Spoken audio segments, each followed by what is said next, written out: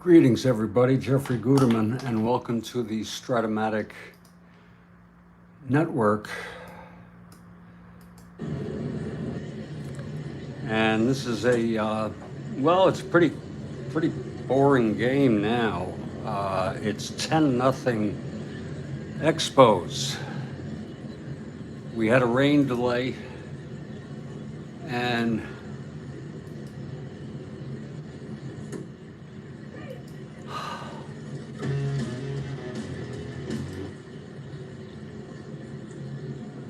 we discontinued the game and resumed it here.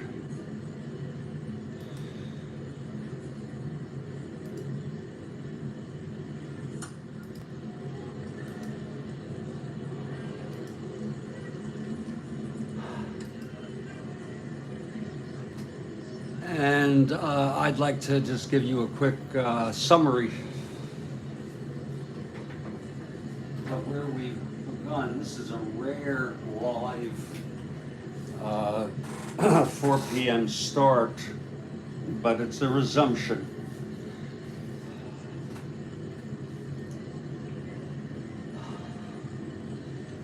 And I want to thank you all for coming here. The Expos got off to a 3-0 lead with 3 runs in the second, including a 2-run home run by Ron Fairley. Another run in the fourth on a home run solo by Coco LeBoy. Then they scored again in the fifth with a leadoff triple by Stoneman, of all people, knocked home by Sutherland.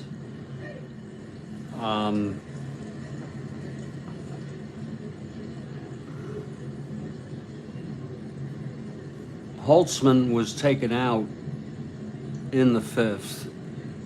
Decker came in. He got the side 1, 2, 3 because there were no outs. Then he started. He hit actually with 2 outs, nobody on, and he started with in the sixth Herrera with a base hit, and it just went on from there until he was pulled after walking Stoneman. And when everything got through, 5 runs came home. 3 of them were unearned.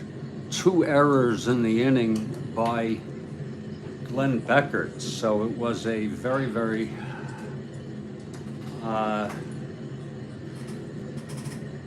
rough inning there for Decker. He allowed 2 earned, 3 unearned. It's 10-0.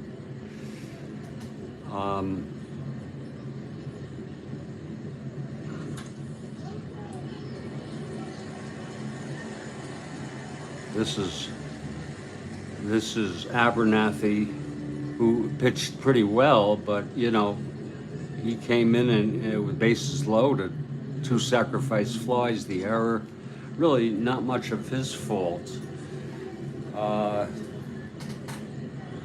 And we're going to move now to the bottom of the 6th.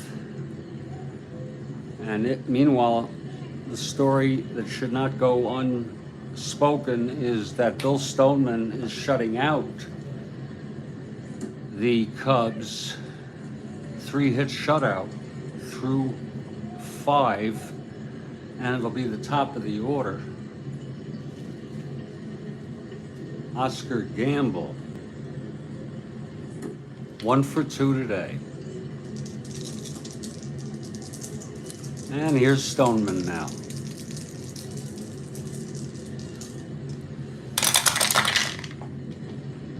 That's 312 right-handed, grounds it to second for Sutherland.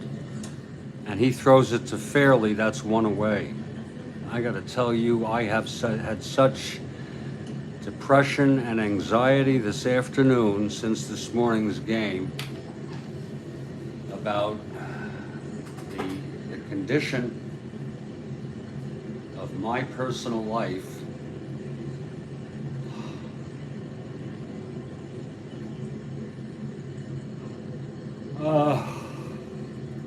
But I took something to try to calm me down.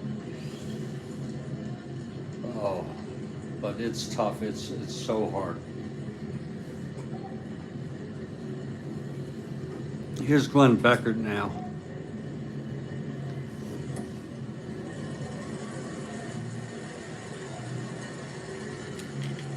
To the point where I was thinking, you know, I'm sitting here and what's the use of playing this game? It seems so absurd. And then I said, oh, what the hell, go do it. You scheduled it. It's got to be played anyway. Beckert is 0 for 2. Here's Stoneman.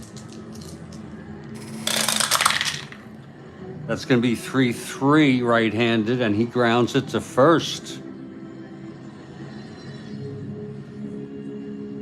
And that's picked up by Fairley, taken to the bag, 2 outs. I tell you, Stoneman has really been something today. And now Williams, 2 for 2. He has 2 of the 3 hits that Stoneman has allowed. Again, it was a single by Gamble, and then Williams a single and a double.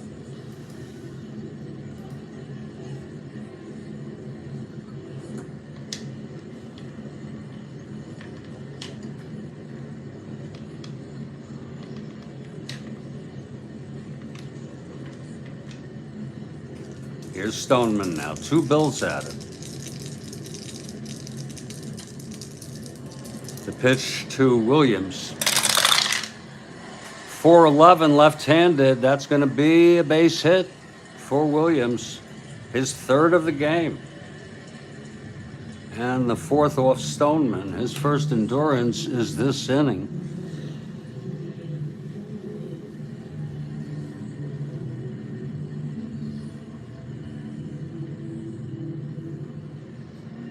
And Jim Hickman is the batter.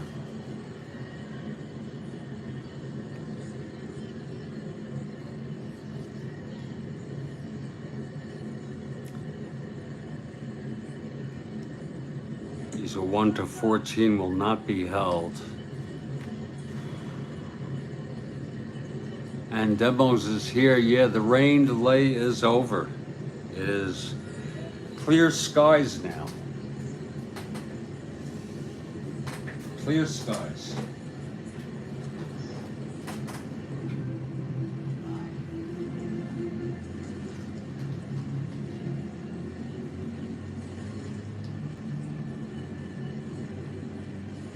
And with a 10-0 lead by Montreal, about half of the 3,000 plus people have left the ballpark. So it's in the neighborhood of about 1,500 here. Here's Hickman now.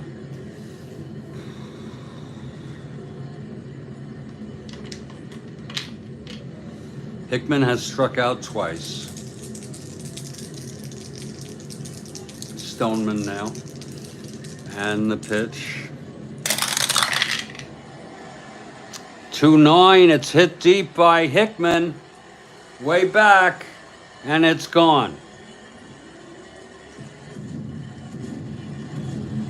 And the Cubs finally get on the scoreboard. Good timing with the audio. A 2-run home run, that makes it a 10-2 ball game.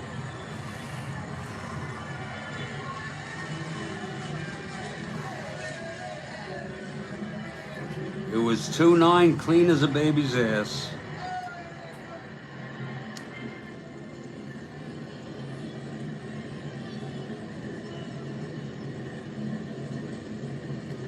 And Stoneman suddenly is one hitter walk away from fatigue.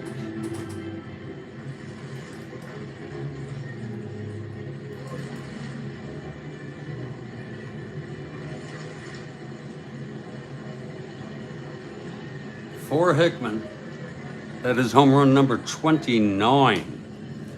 And he had only 21, so he's really been performing well. 29 home runs. He had 21 in real world.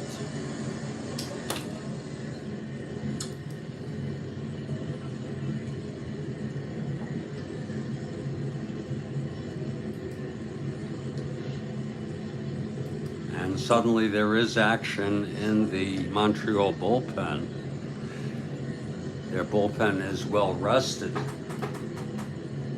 They didn't play last on the 22nd, nor did Chicago.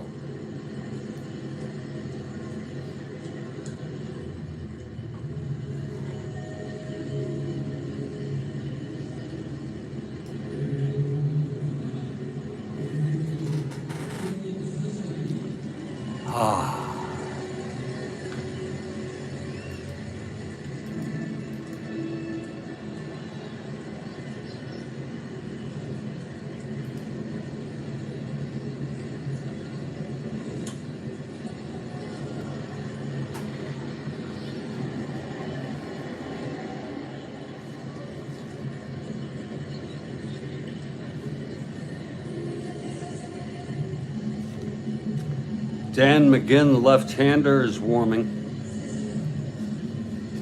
He pitched 2 innings on the 24th, so it looks like he's active to pitch.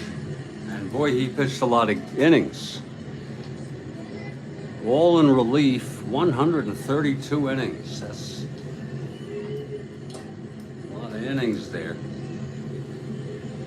That's my guy, yeah.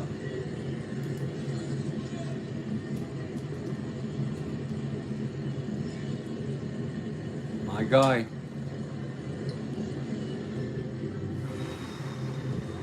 So McGinn warming. It's a 10-2 game now, and here's Ernie Banks.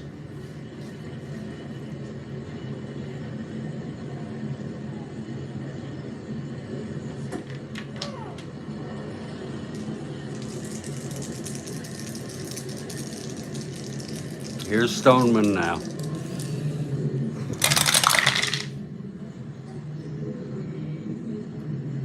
.37 right-handed. He grounds it to second, and that's for Sutherland. And the side is retired. So Stoneman gets out with endurance on a 3-7 grounder to second. But there were 2 runs. The shutout is gone. A 2-run home run by Hickman.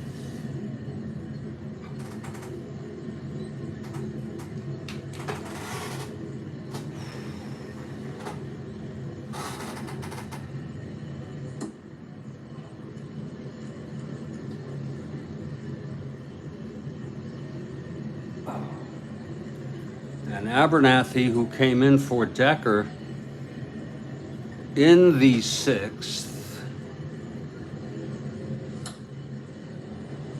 will continue.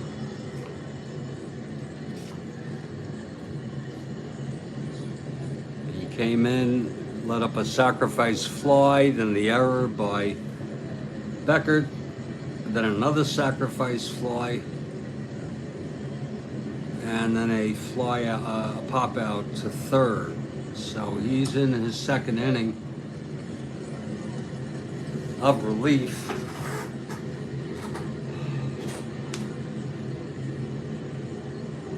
It's 10-2 now, Montreal.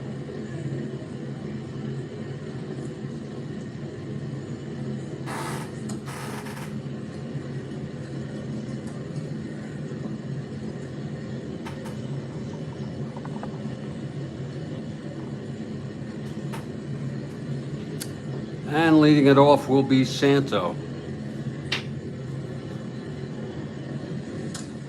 Again, the Expos won this one 7-3 in real world. Here's Abernathy.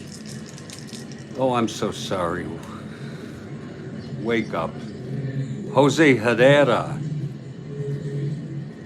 Jesus. Leading it off. Jose 3 for 3 today. Scored twice. And knocked in a run. Here's Abernathy. 311 right-handed. That's a ballpark slash. That's not going to go through. Right-handed ballpark slash will be a line out to short, caught by Popovich. One down.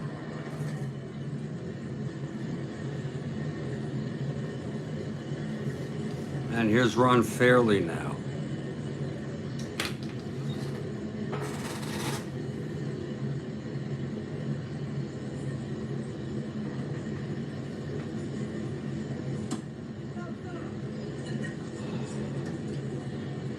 Fairley 1 for 3, 2-run home run, popped to first, and then reached on the error by Beckert at second and scored. That was the first of 2 errors by Beckert in the inning.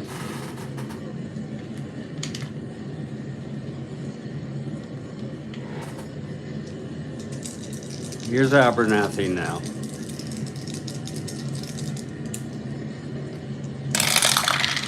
Pitch to Fairley, 2-7, and he grounds it to first. And Banks will throw it to Abernathy, covering the bag. 2 outs.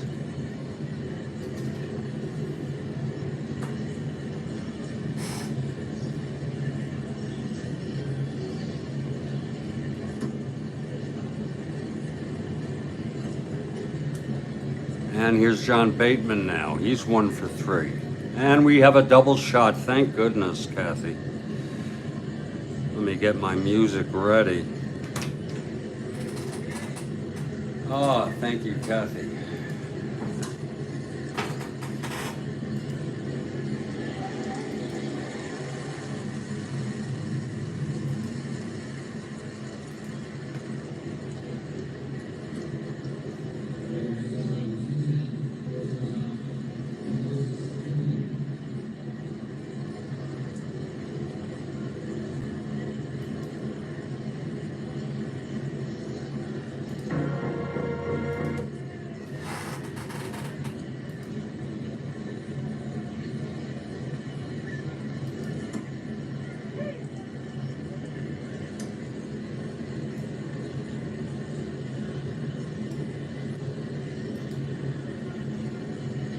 Thank you.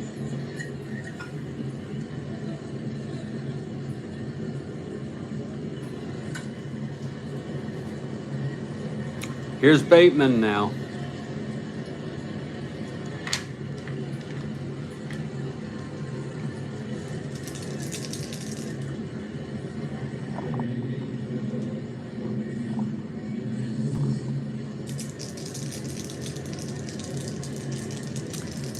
And the pitch from Abernathy.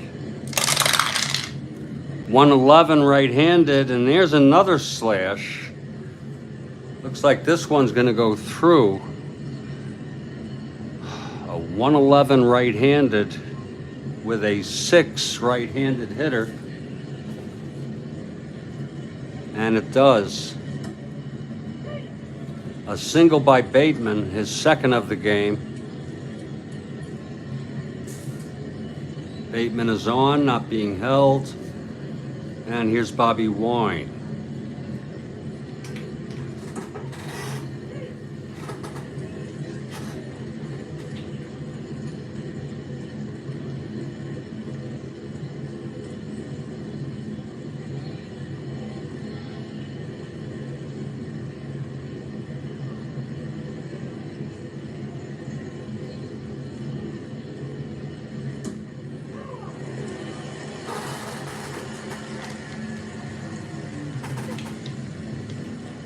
Okay, here's Abernathy from the stretch. And the pitch to Wine. That's 5-12, right-handed, grounds it back to Abernathy.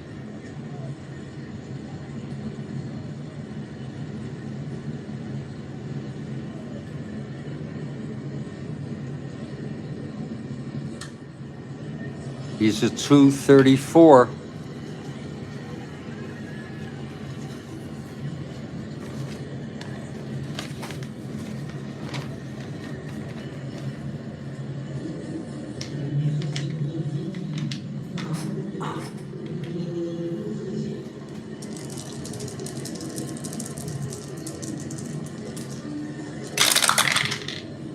234, 4-2. G3 gets to it with 2 outs and a runner on first. And Abernathy is an E34 though. 5-10, 12. Oh, and he boots it. Lovely. A G3 E1. Just not the Cubs' day. God, an ugly, ugly game for the Chicago Cubs today. Bateman goes to second. 4th error for the Cubs. And those errors have contributed 2 runs. I should say toward runs. More than 2. Now it's first and second, 2 outs, and Stoneman will hit. He had 2 hits allowed in his first endurance inning and got out of it without just barely holding on to endurance, and he'll hit here. He tripled and scored in the 5th, walked and scored in the 6th. Abernathy now, first and second. Whoa. 5-7, right-handed, struck him out. It's not anywhere near his endurance inning. His first strikeout, the side is retired. No runs, 1 hit, 1 error. And 2 left. We are in the 7th inning stretch, folks, and we're going to take a nice leisurely stretch here, occasioned by a double shot tradition here from Kathy Harden. And you take your time, Kathy, because I want to spread this out, this game. And I don't want to rush it now.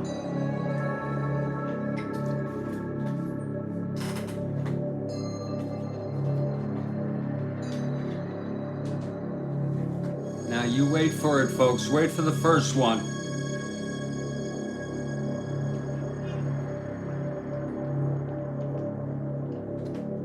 Here it is.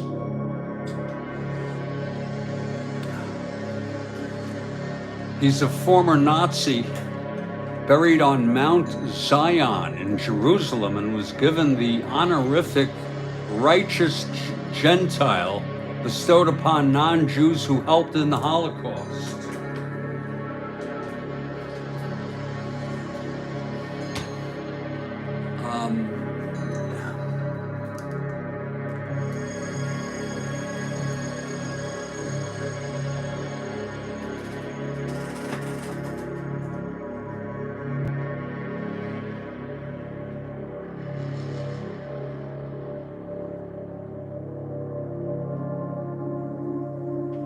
He's a former Nazi, and okay. Great question, Kathy. I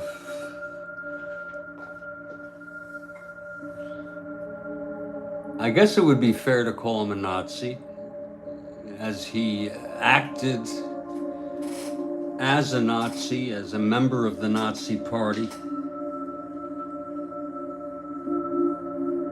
Even though in his heart he was not a Nazi. The righteous Gentile.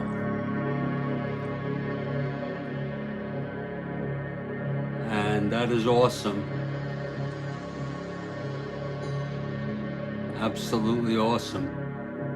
That's one way to not feel so bad about yourself, is think about the victims of... He had been a member, oh yeah, he was a member of the Nazi Party, sure. In fact, he manipulated, I believe he manipulated a lot of Nazis because he was a member, giving excuses and reasons not to have people killed.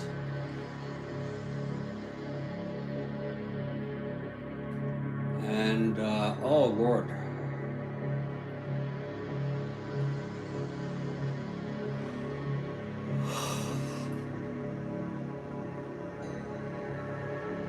a great question.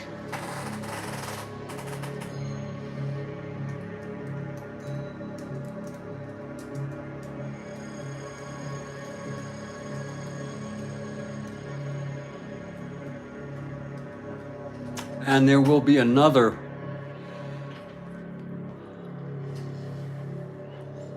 question.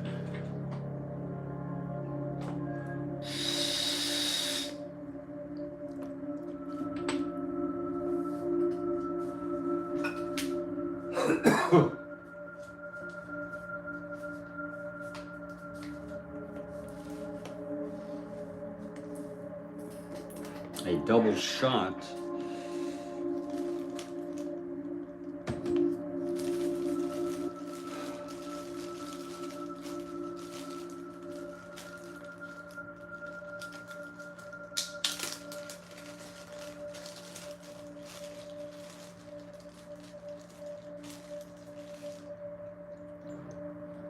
And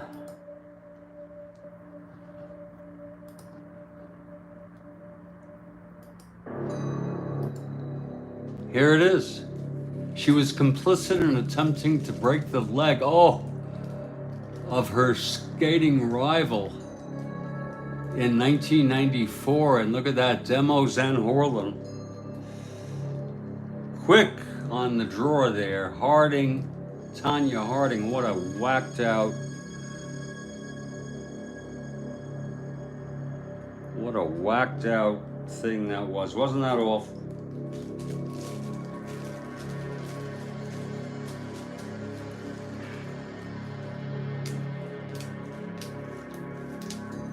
You remember that, folks?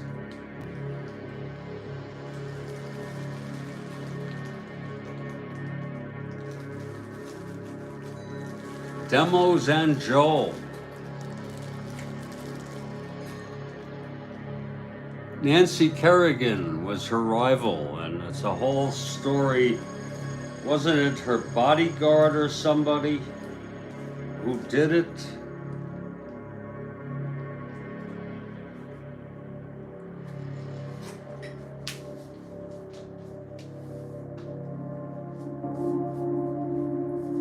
I haven't thought about that in some time.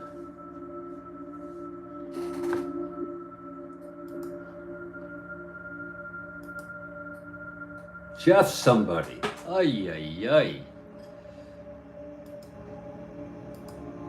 I bet you I have something about it on my...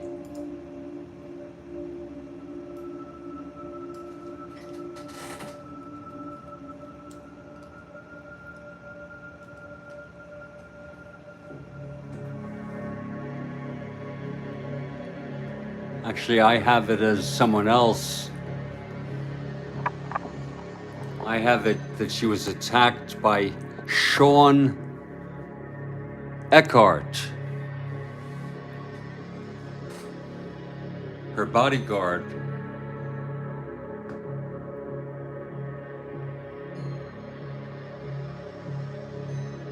Maybe the Jeff somebody was behind it.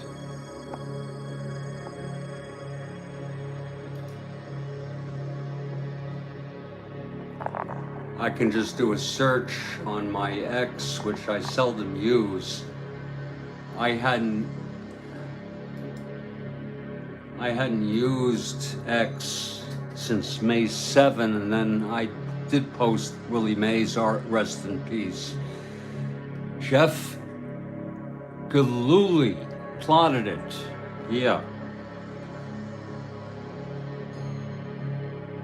What'd they do? They club her in the knees or something? That's insane.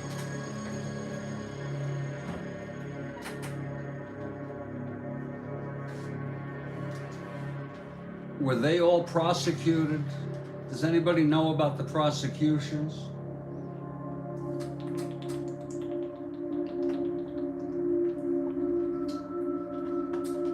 I imagine she was in on it too. For felony assault or whatever. Shane Stant actually hit her. Okay. Shane stand.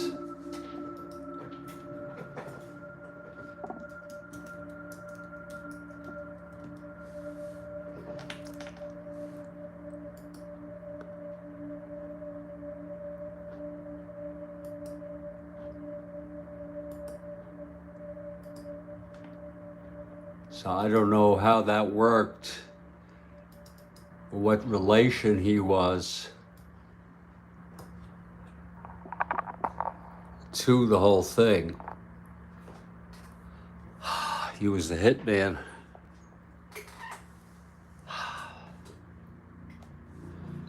And God knows, 30 years ago, you think about how long that is.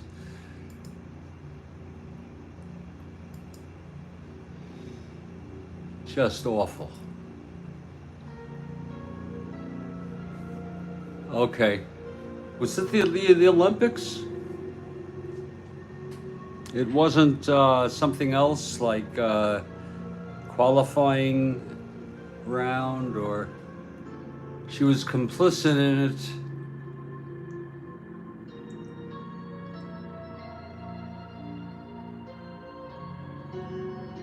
Oh, there you go, demos. He didn't skate on the charges, right? I see what you did there.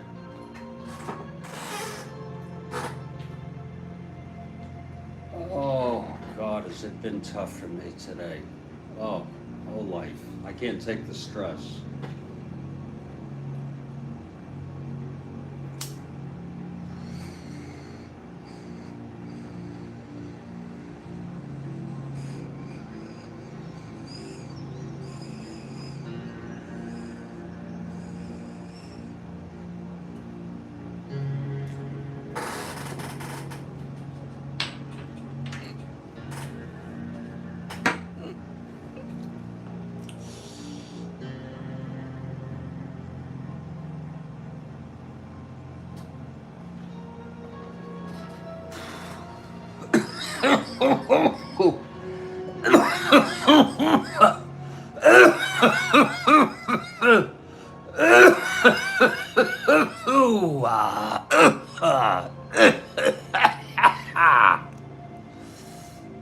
Here comes Stoneman now.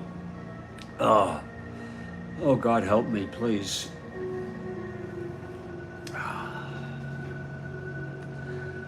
It'll be Santo, Popovich, and Hundley. Certainly a hitter for Abernathy if that comes up.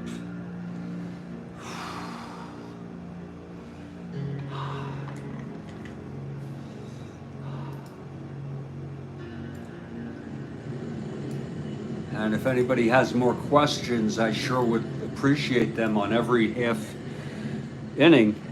And in fact, I'm going to do one, I guess we would call it top of the eighth. But we have the middle of the eighth, top of the ninth, and then the middle of the ninth available. I have one for, and I promise it's not morbid. We could use more, I could use more time here.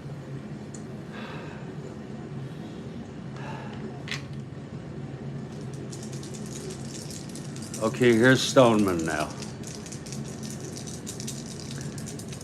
2 hits or walks away from any combination of 2 hits and walks. Always try to word that correctly. We're gonna do, we got demos doing one mid-8th. Thank you. I wanna fill it up, folks. I'm looking for a top of the 9th and a middle of the 9th.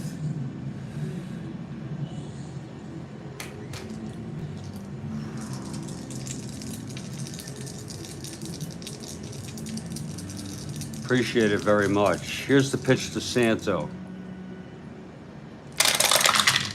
That's going to be 2-8 right-handed. He pops it up to second for Sutherland. That's 1 away.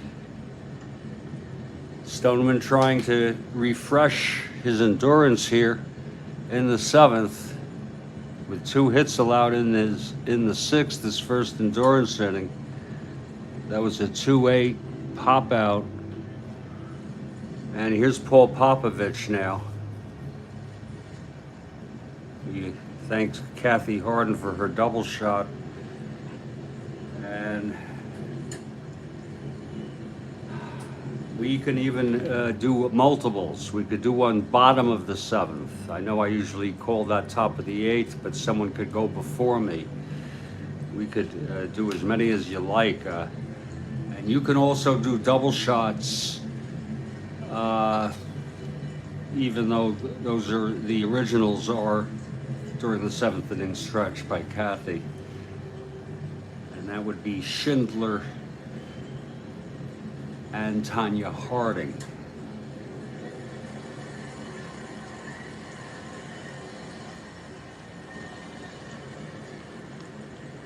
Two very, very different people. Popovich, switch hitter, batting left. Here's Stoneman now. That's 5-9. Switch hitter, batting left. He struck him out.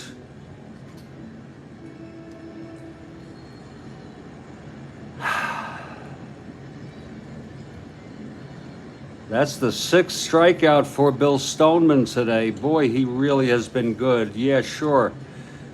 He led up the 2-run home run to my guy, Jim Hickman, but, you know, he's pitched a great game. You're bound to throw one bad pitch, one really bad pitch. If that was a bad pitch, maybe it wasn't a bad pitch. Here's Randy Hundley now. This has not been the Cubs' day. And don't forget, the Cubs are in a battle here to, they're flat-footed tied with the Mets. And of course the Expos in last.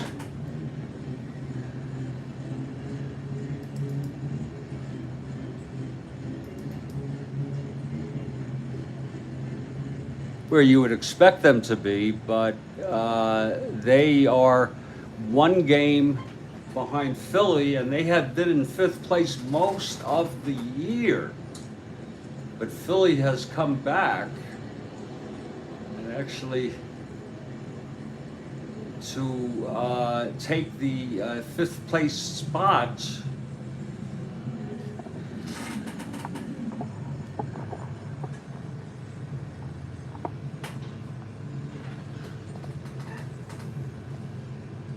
We have top of the 9th, lovely Black Music History Month.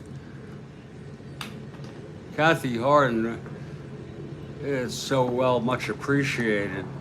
So we have a mid-8th. I have a top 8th. We have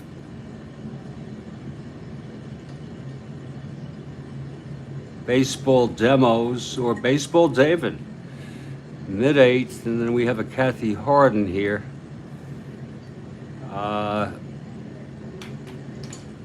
Top of the 9th. Looking for a middle of the 9th. And take your time, folks. Let the music go for a bit when we set these up, will you? Here's Stoneman now.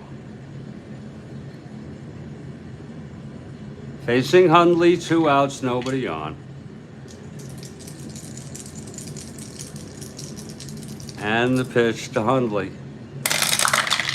That's going to be 4-12, right-handed, walked him. And there's going to be a hitter for Abernathy, obligatory, even though, you know, you're down 10-2. What the hell else are you going to do? And moreover, Stoneman would be 1 hit or walk, either a hit or a walk, away from fatigue. He ends up Abernathy pitching 2 innings One hit.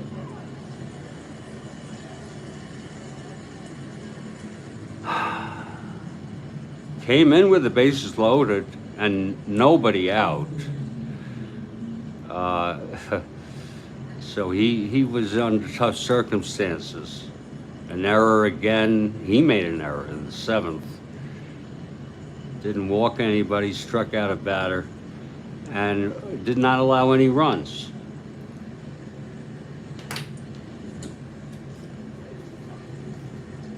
And just so we are on the same page, the left-hander Dan McGinn would come in.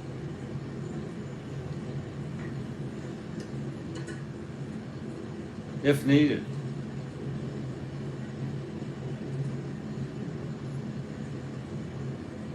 (10-2) Montreal is the score. McGinn warming. And there'll be a pinch hitter here. Now, in this game in real world, we don't have to mimic what they did, but they did use Willie Smith, I believe a left-handed hitter, and I think Willie Smith sounds just fine.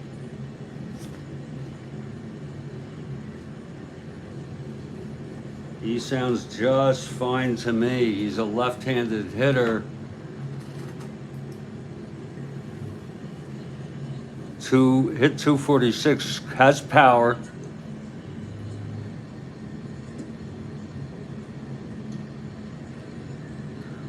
Oh, and there'll be a new pitcher for the Cubs, and I forgot to mention who that would be. Now, we know McGinn would come in if he reaches fatigue. No use in pushing Stoneman. But coming in would be, and he pitched in this game in real world, and I kind of like it because he was both used as a starter and a reliever, and if he was used in real world in this game, that means he is appropriate to use.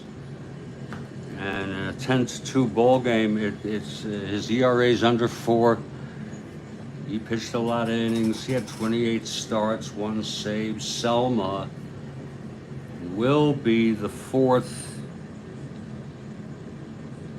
pitcher for the Cubs. Remember, and that's a fact, because Willie Smith is coming in to pinch hit here. As you can see, he doesn't fare well against left-handed hitting. In fact, he only faced left-handers 5% of the time. I guess Leo picked up on that.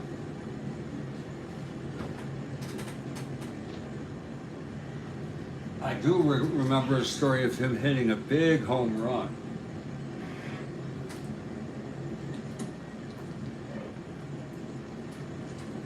I think it was this year. I'm trying to think of what if the worst that happens to me. I think I'll still land on my feet.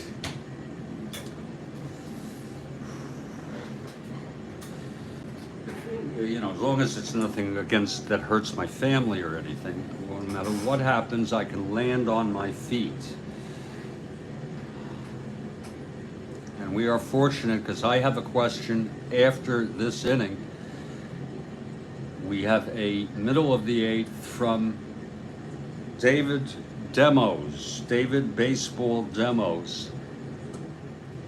And then we have Kathy, top of the 9th. There's a middle of the 9th opening. A beautiful middle of the 9th opening. Because the Cubs are going to come to bat. If anybody wants to come out, no maybes, no ifs, ands, or buts, but if you got a question, mine is sort of a, I guess you'd call it a trivia question. I'd like to find a picture of it to accompany it when it comes through. Here's Stoneman trying to maintain endurance. 2 outs. It's Hundley on first.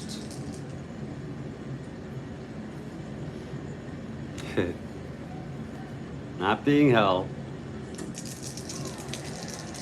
Here's the pitch to Smith. That's going to be 2-6, and he struck him out. And look at Stoneman walking off calmly, confidently, with his 7th strikeout, fanning Willie Smith, swinging, and refreshes with endurance, I might add. And he'll pitch the 9th. He'll start it at least. And now we're going to get ready for my question. And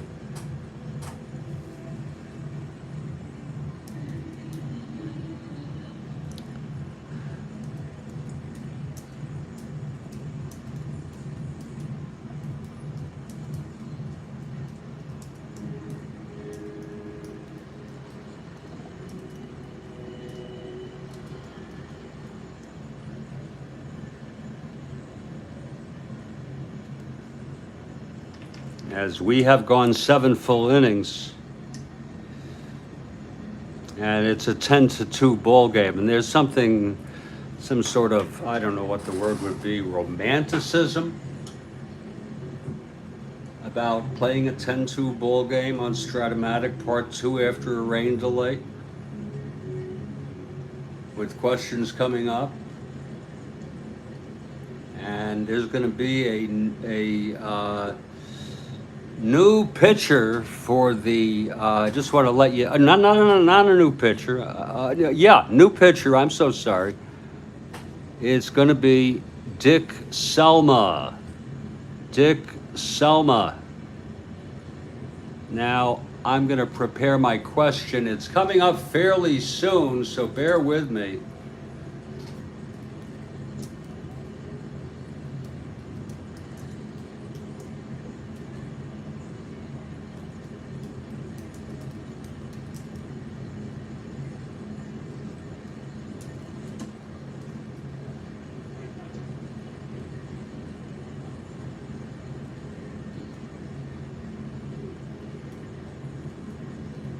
This could prove to be a very, very entertaining question. On some level, simple, I would expect.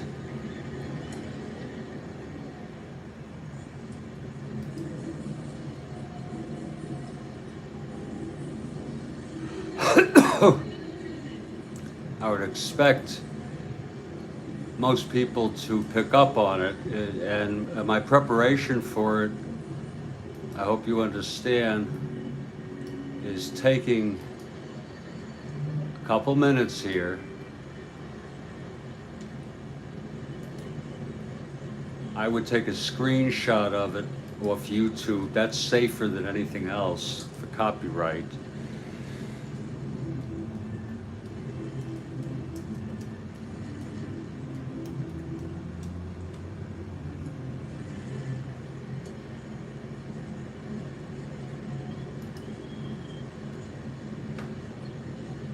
Almost ready here.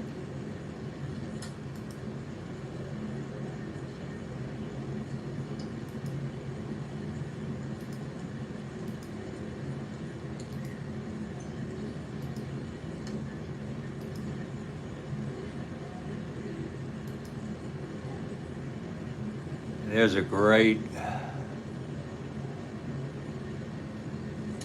screenshot. Oh, it's a great screenshot. And my father used to always tell me about this. Got that. And then what we want to get is one more picture. It's a 2-part question. It's a 2-part question.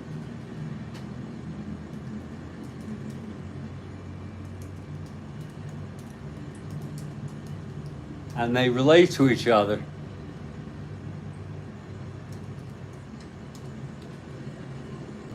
Gotta have this picture. This is it right here. This is a classic photograph. Too bad I can't find anything with a bigger resolution.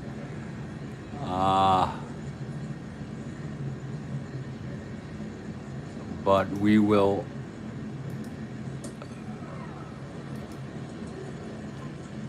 blow it up. We'll bring it in. We'll adjust. We'll move cards around. Okay, here's part one of the question that I have.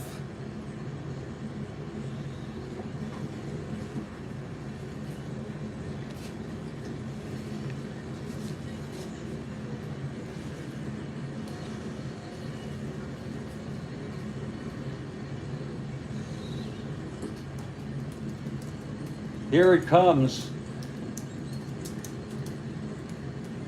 Part one of two.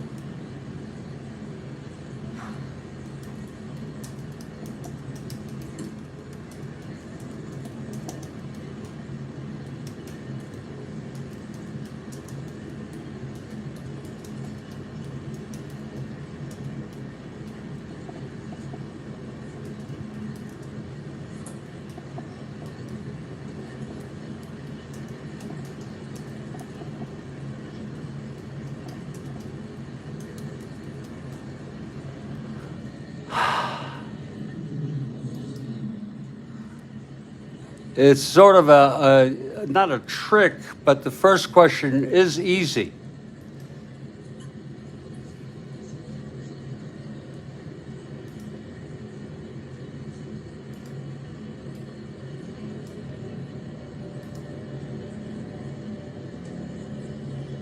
Oh yeah, Kathy, you know when I'm ready. Drum roll, please, and part one question.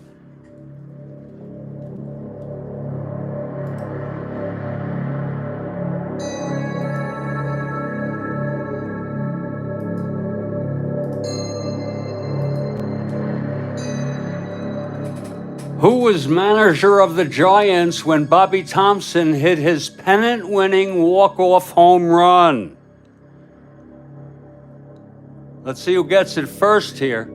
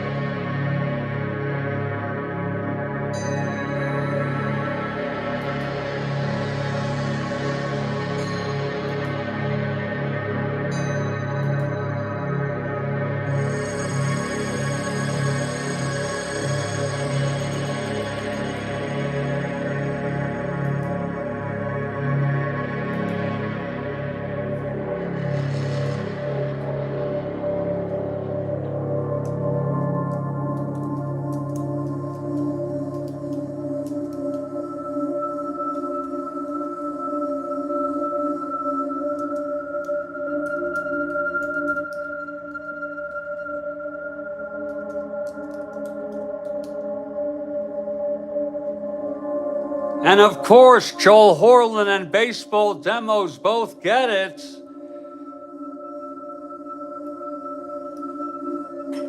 Leo DeRocher.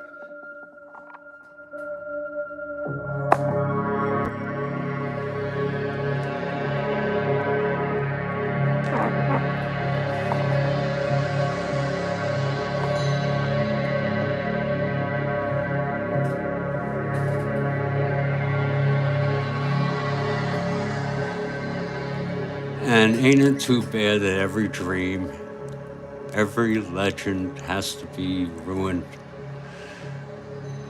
Now that it comes out, we learn they were stealing signs.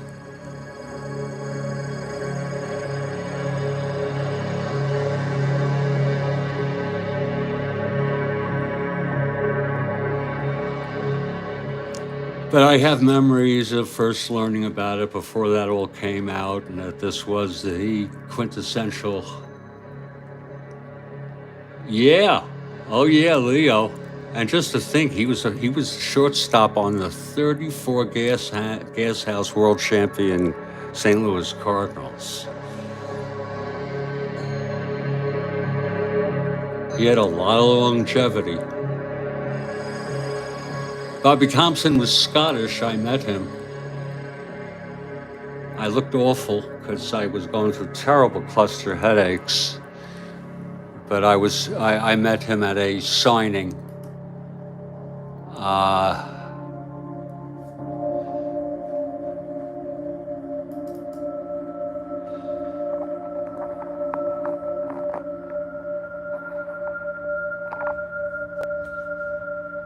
And we got a second part to this question.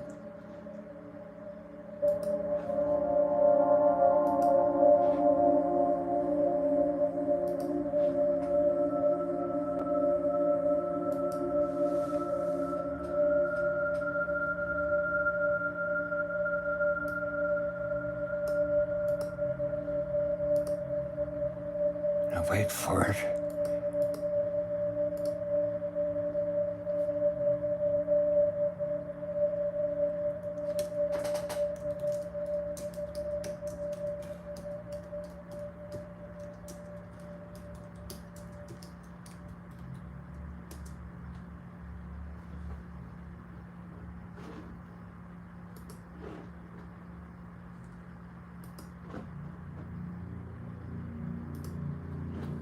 Here it comes.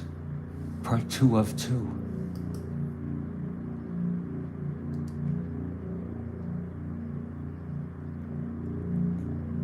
Who was coaching third base when Bobby Thompson hit his pennant-winning walk-off home run?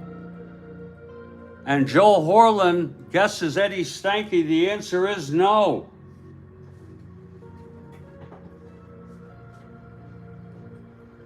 But if you're going to want to research this more afterward,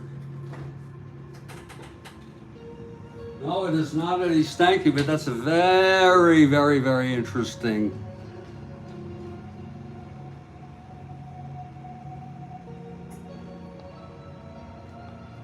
guess. Very, very, because it really has to do with the answer. A anecdote about the answer.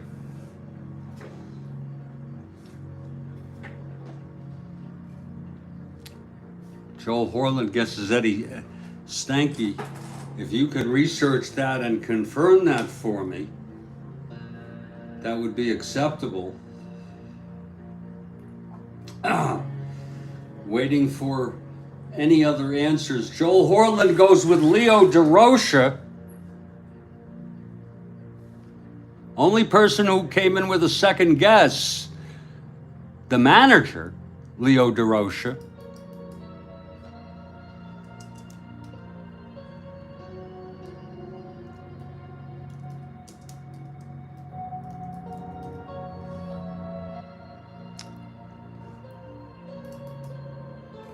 And oh my goodness, Joel Horland got it again.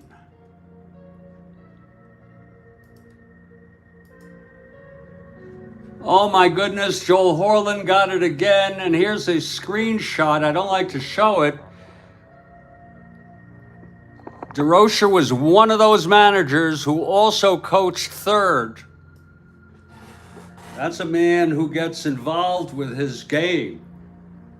And DeRocha is the man on the left. And the first guess by Joel Horland was Eddie Stanky, and I'm not sure what Stanky, if he was a coach or what he was, but he is wearing the jacket. That's another sign. And he is jumping on Leo DeRocha, and he would not get off Leo DeRocha.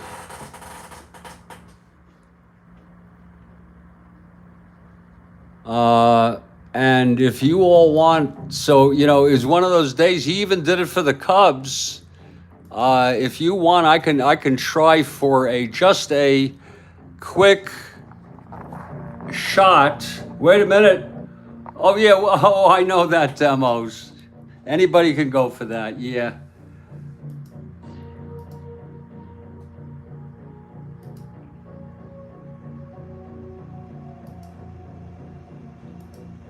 And here, I think this will prove it to you. Anybody get that yet?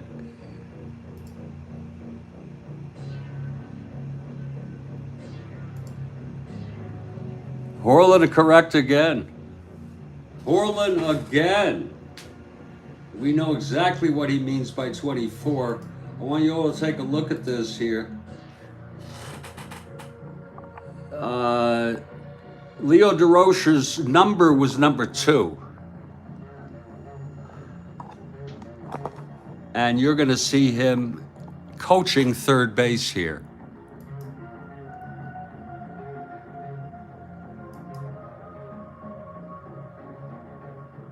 Thompson has already passed third.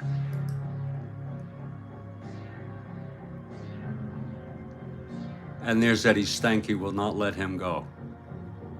He's trying to get away from Eddie Stanky.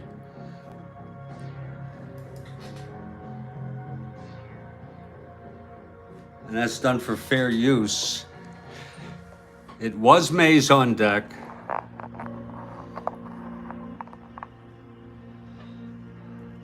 And I know that was a bit long, a 2-part question, but I think it was worth asking.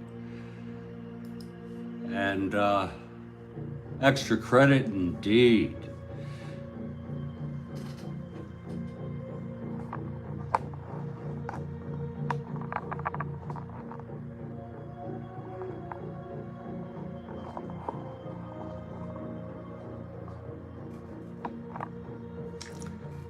And that one took a bit out of me. Oh, I forgot for a moment how disturbed I am emotionally about life.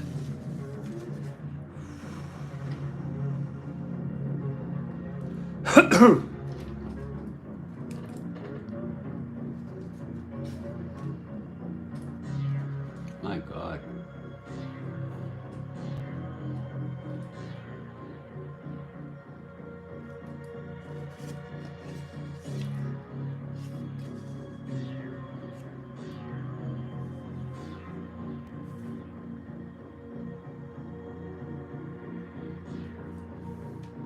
There's going to be a new pitcher. I suppose that was my question. We have at least 2 more questions. We could do a double shot in the middle of the 8th. We have baseball demos due up in the middle of the 8th.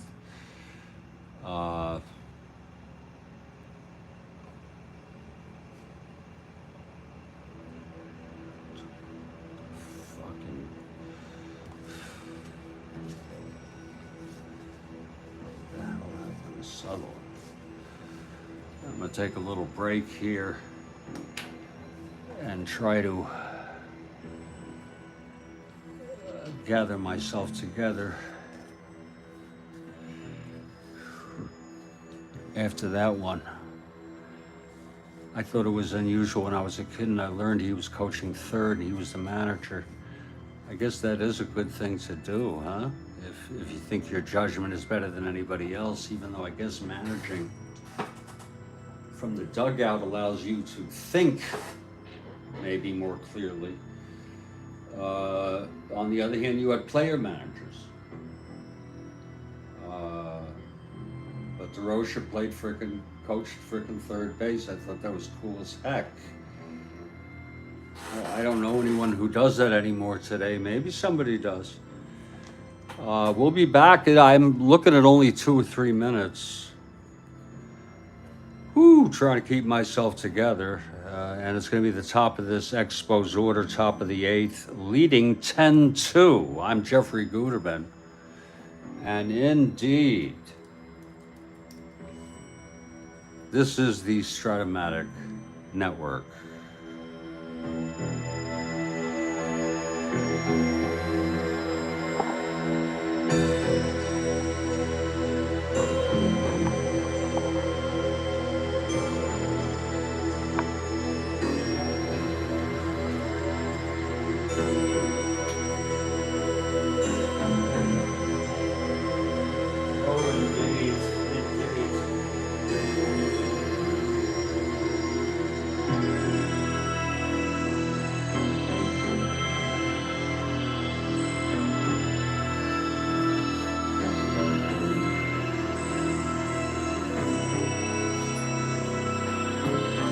Indeed. Indeed.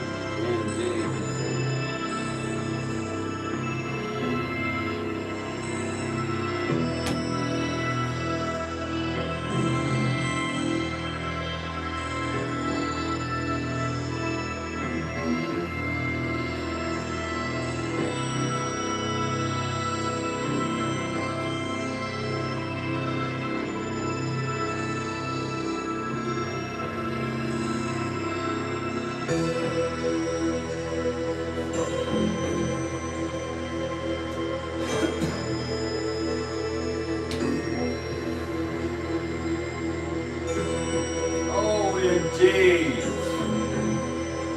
Indeed.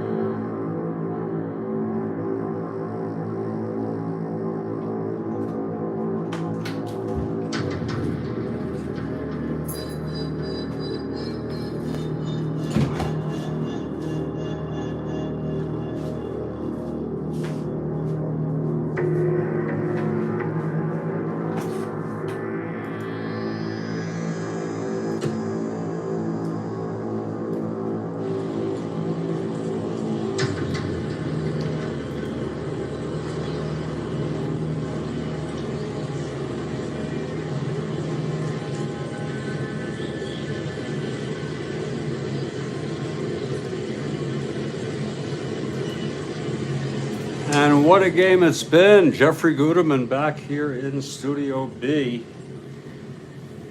for a game that started this morning. And I think anybody would be under stress given the specific events going on in my life. But, you know, I'm taking it because I have depression, anxiety, taking it pretty badly. But like I said, we will survive. We will survive. And here's Dick Selma now, out to pitch the top of the eighth. Plenty of baseball left with plenty of questions. Big Dick Selma called in relief.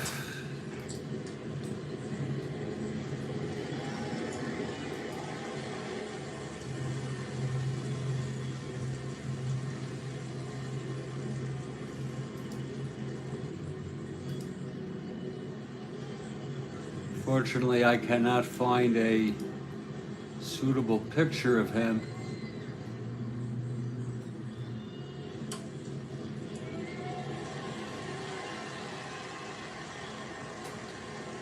And that will be just fine. So Selma, a right-hander, used both as a starter and relief without emphasis, will face the top of this Montreal order. They've scored 10 runs, so somebody has to have hits and RBIs, on base, walks, errors, 4 of them, 4 errors. Not been the Cubs' day, with a lone moment of Jim Hickman hitting a 2-run home run off of Stoneman, who has otherwise been immaculate. And so we have to say Stoneman has pitched very good baseball. And here's Selma now, ready to go, the 4th pitcher for the Cubs. Sutherland 1 for 3, sacrifice fly. Selma into the windup.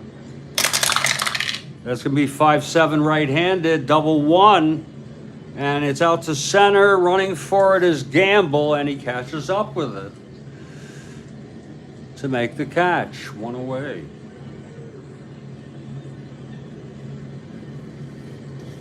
And here comes Staub now. Staub 0 for 4, reached on an error. It was the 2nd in the inning by Glenn Beckert, who's an E30.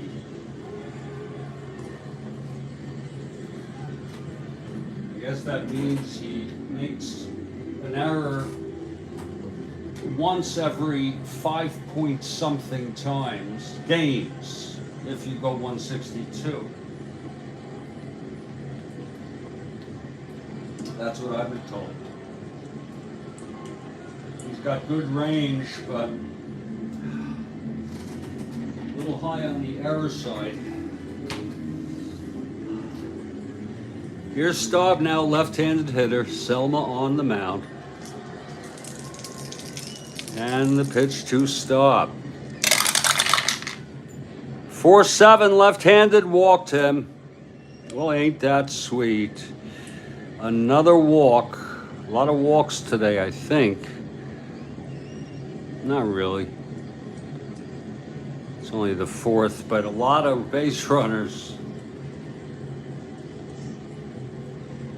Staub is on.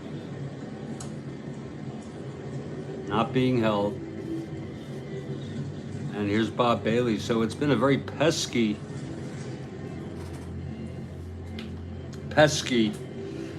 ball game. We have a spot in the bottom of the 9th. That would be after my quick wrap up, which is like nothing. Expos clobbered the Cubs. Stoneman pitched great. If it goes that way, if he could last, he has full endurance. Bailey 1 out, Staub on first.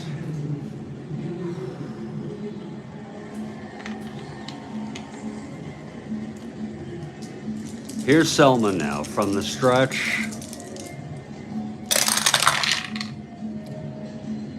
That's 6-10 right-handed. Oh, it's fly to center for gamble. And that's always a gamble. I'm not as good as you, David, with those plays on words, but 6-10. Right-handed fly ball center gamble 325. Not too great. Let's see if he can even get to this.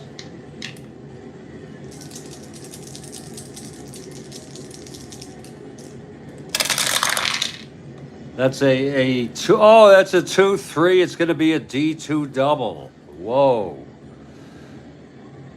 Let's see if he boots it. Lord. Look at that. 2-3 double 2. 4-8-11 on a 25. That does not smell very good to me. Stinks, actually. 4-8-11, and that is an 11 right there. It's a 2-base error. Oh, isn't that grand? For the 5th error for the Cubs, it's really a 4-8-11 on an E25. 2-base error, that's a D2 E2 is a murderous. It's a double and an error, batted a third, and Staub scores. They didn't call it a 2-base error.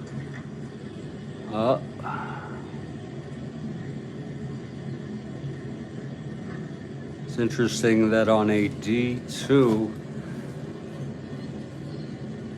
it was a D2. On an E2, double and error, batted a third. Yeah. You would think if it's a 2-base error, he would score, but he doesn't. All runners score. Batted a third, though. Okay. And we don't know if that's unearned or not. I'm not an expert in it. But Bailey on third. 5th error for the Cubs today.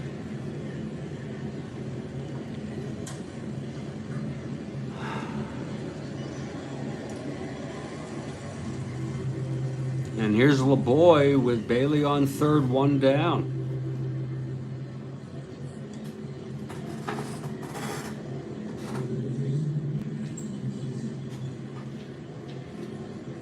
Gamble, you could say that he, it was a double off the wall or in the corner, and then he bobbled it badly. And the runner went to third or something like that. Here's LeBoy now. 1 for 3, solo blast, walked and scored in the second. Bailey on third, 1 out. That's 2-11 right-handed, and that's, oh, it's going to be a base hit, and that will bring home Bailey. That will bring home Bailey. Still not sure if that's earned or not. It might not be. Brings home Bailey. LeBoy. I'm going to talk about pescification here today. Now LeBoy is on, and Jose Herrera, 3 for 4 today. Had a sharp ballpark slash that was just caught by Popovich. So Herrera at the plate, still only 1 out. LeBoy on first. It's that, oh, I was talking D20, yeah. Thinking. I think red might be fitting. It fits with the devil.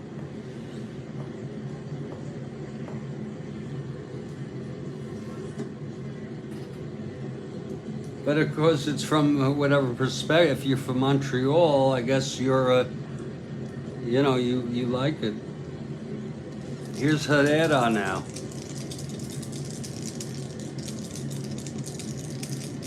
One out, it's LeBoy on first, 2 in.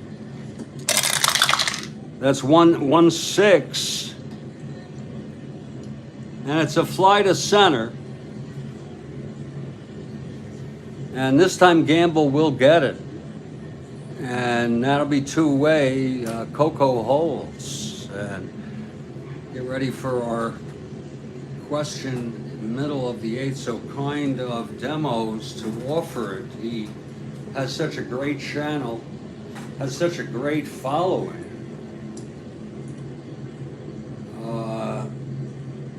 And it's an honor to have you here, not any more than anybody else, like Kathy Harden, Joel Horland, and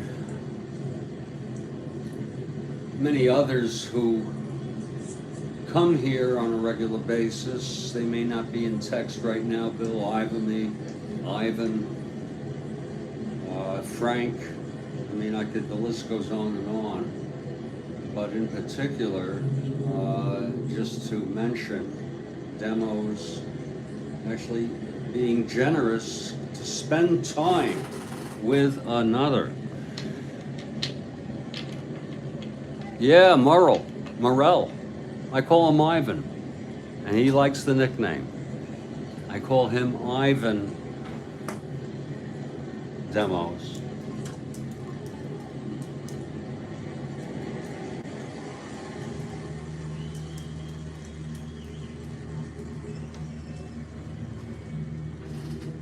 Ivan. And I'm still not sure it's going to stick.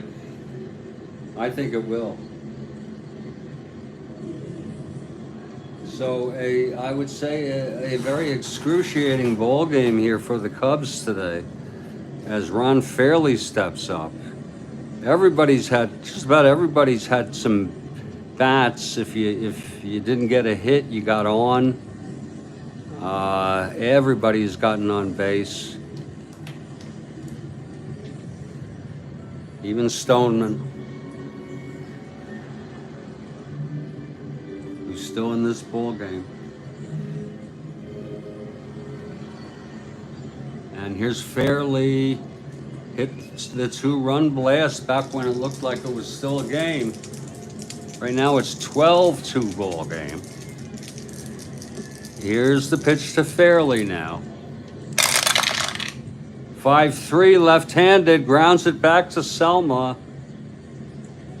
So with 2 outs, let's see if he could finish this off. He's the 3-15. My goodness. It's just an excruciating game for the Cubs. 3-15 on the ground ball pitcher X.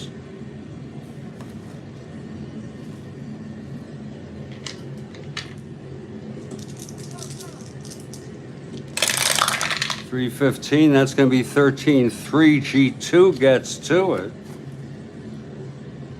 And he's a 15. It's not too bad, I guess. 5-8-10. I think he'll get this. Yes, he does.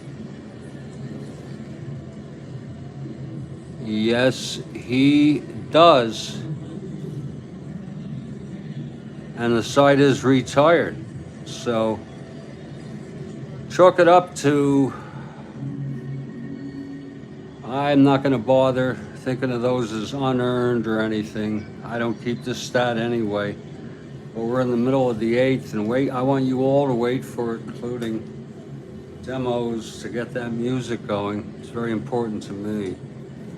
We're in the middle of the 8th. It's 12-2. Expos.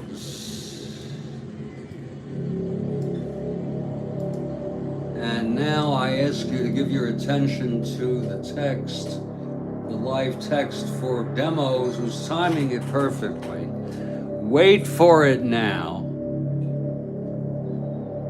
Please wait for it.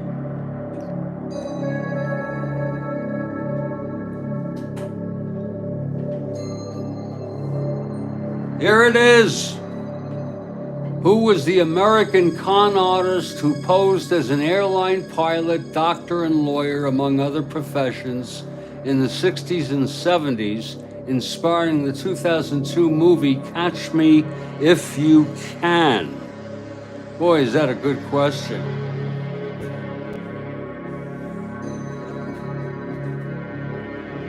I don't know who that is.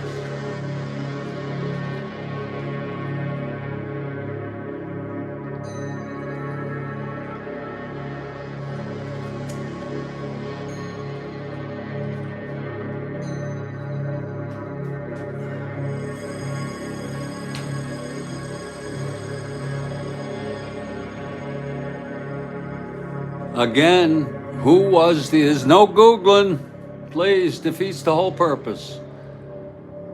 Who is the American con artist who posed as an airline pilot, a doctor, and a lawyer, among other professions, in the 60s and 70s, inspiring the 2002 movie Catch Me If You Can?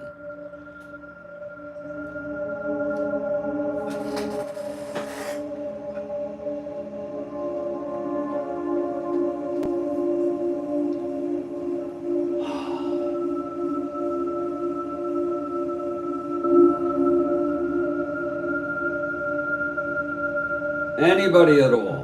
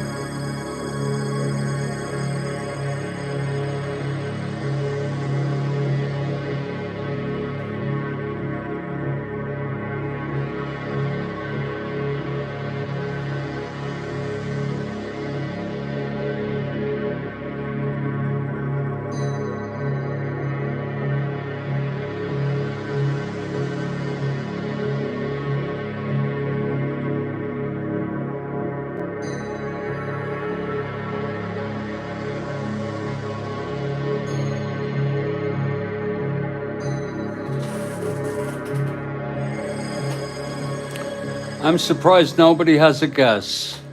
Demos, you want to let us know who it is?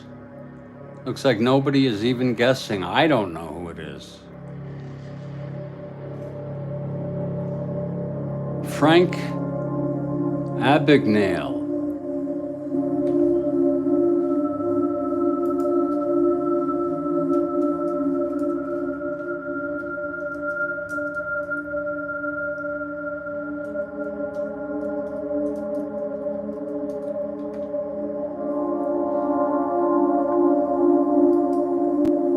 And he's still alive.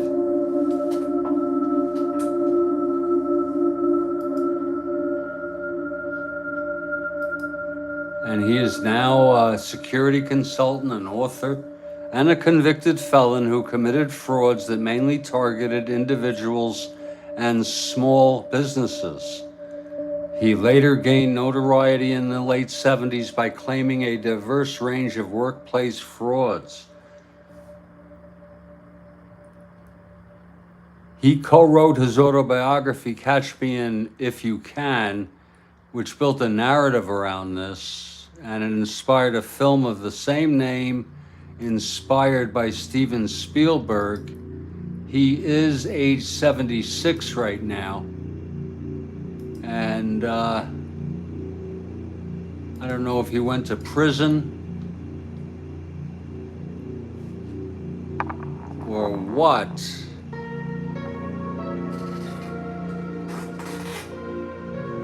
I would think so.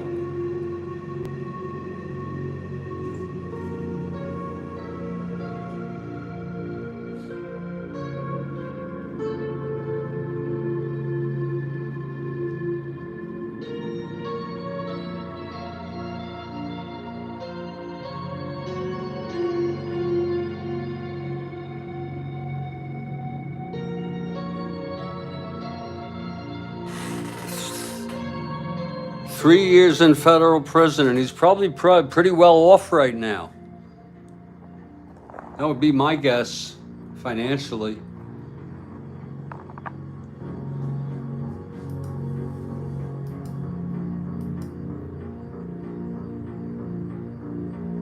He's done talks at Google.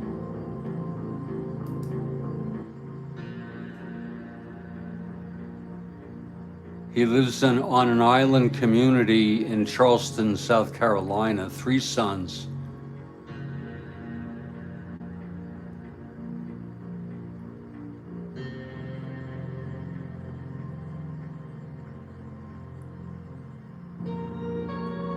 And well, it's a Meadow. Great Meadow Correctional in New York. Is it a sort of a country club type?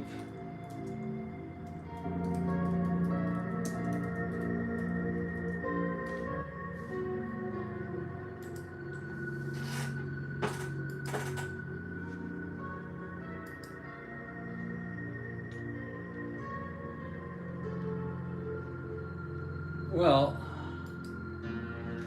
I know you can't go by. I think it's pretty bad.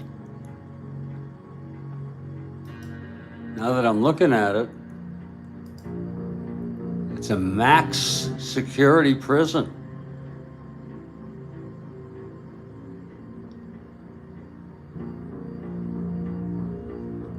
Frank Abagnale claims to have been on the run. He was there.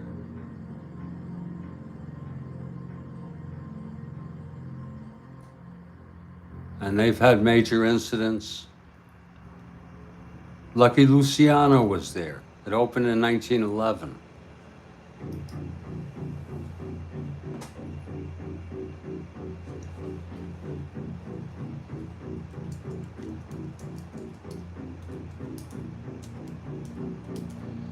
It was a great question because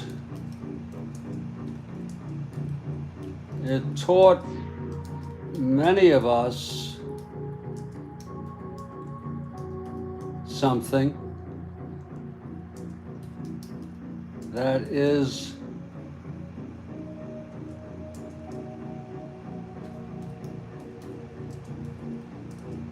part of U.S. history, and in particular part of the crime in U.S. history.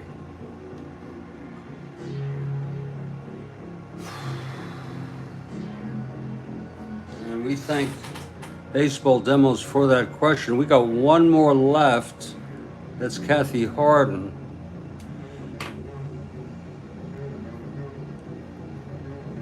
Oh, DiCaprio played him, and Spielberg directed it. I imagine that it had the potential of being made into a good movie. Did you think it was good, Demos?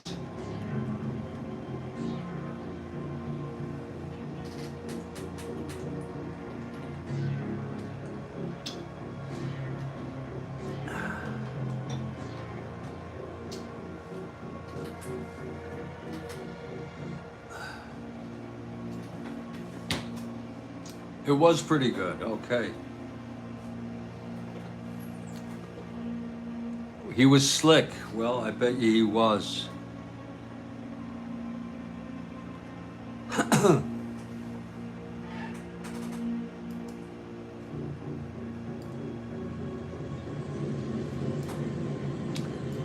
Well, it's been a long, long day, folks. I did this game this morning. Started it this morning, ended it at noon due to rain. And it just so happened Baseball Demos had a game, California at Minnesota. And, well, it's worth, I don't want to spoil it for you, it's worth watching.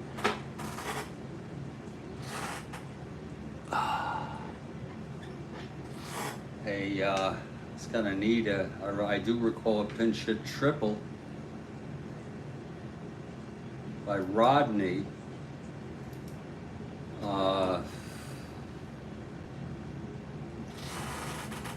Here's Bill Stoneman.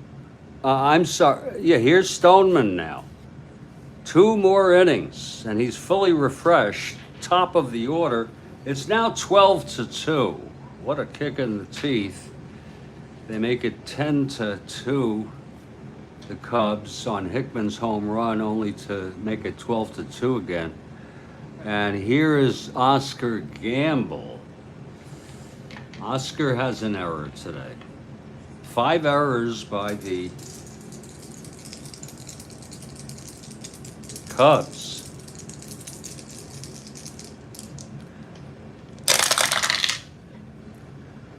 .47 left-handed, and that is a liner to second, caught by Sutherland. 1 out. And don't forget, we got a question top of the 9th from Kathy Harden.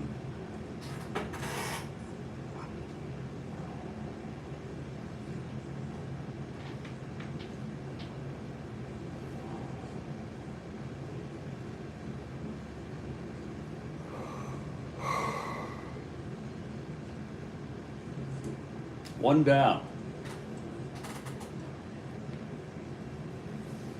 And here's Glenn Becker.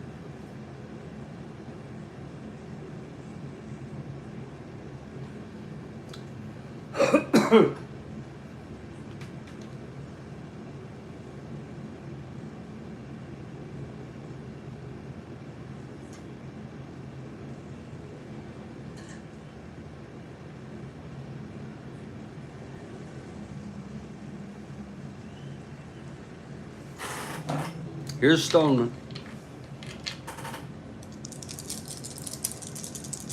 And the pitch to Beckert, 0 for 3 with 2 errors. That's 3-7 right-handed, and he flies it to center. And Herrera makes the catch 2 away. So I'm telling you, I am really impressed by Bill Stoneman here today with his pitching. Sure, he let up a 2-run home run to my guy Jim Hickman, but you know, shit like that happens. You pitch a whole game.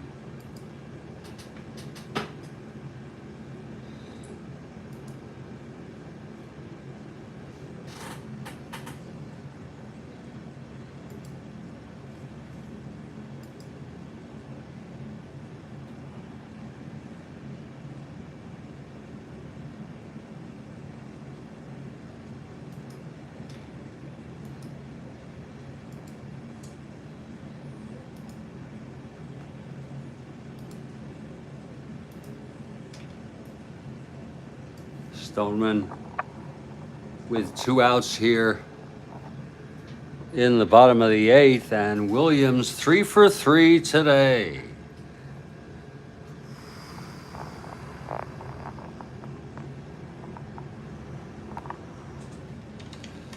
A single left on, a double left on, a home run came home on Hickman's, a single, and then came home on Hickman's home run there. Here's the pitch to Williams now. 3-10 left-handed, grounds it to first, and scooped by Fairley. And he takes it to the bag, and the side is out. I'll tell you, there's about 900 people left in this stadium after the rain delay. It's kind of embarrassing. 3-10 right-handed. Wait a minute, 3-10 right-handed. Wait a minute, I think I misread that. Looking at the, I don't know what I was looking at. But 3-10 right-handed 1-1, it's a double. And we're gonna have to look at that again. Lord. See, when you get tired, that can happen to you.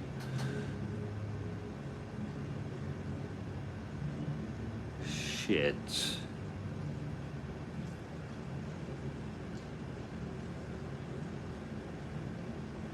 It's a 310 right-handed triple one double.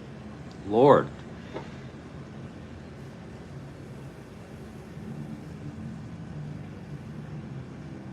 It had to be an optical illusion on my part.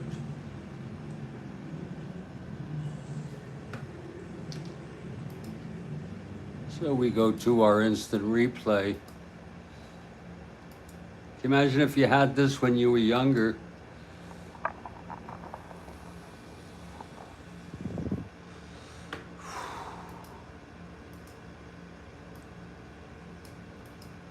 The hell is going on here now?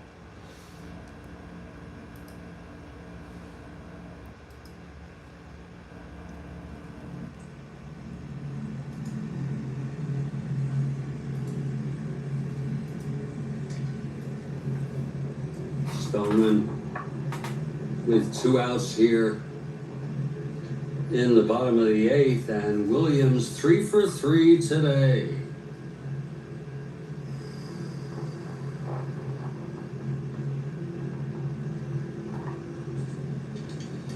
A single left on, a double left on, a home run came home on Hickman's, a single, and then came home on Hickman's home run there.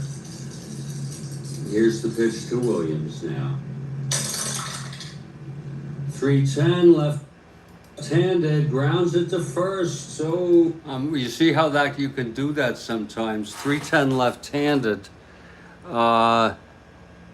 and you erroneously look at the pitcher's card in the 6th column because it's lined up with that, and you go left-handed, but it's 310 right-handed. And like I said, it is a double. So he's 4 for 4 today, Williams, in this losing cause.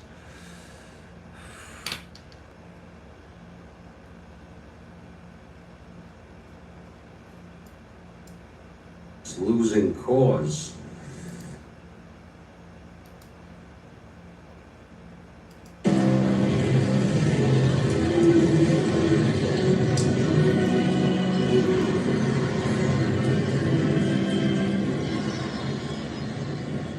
And here comes Hickman now. I guess never say die. Question from Kathy after this inning here. And before the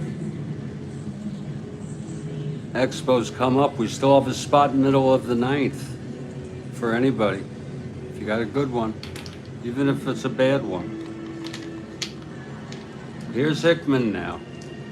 Williams on second. He's 4 for 4 today, 2 doubles in a losing cause. Here's Stoneman and the pitch. 3-5 right-handed, and that is a liner to second. Caught by Sutherland to retire the side. Williams left on second. A 3-5 1-2.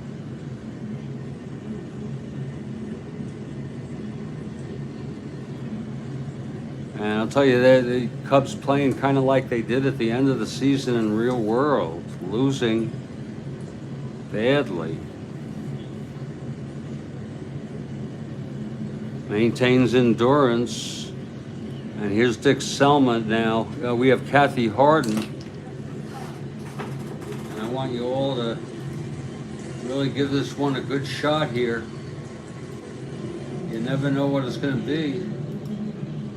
A question from Kathy Harden.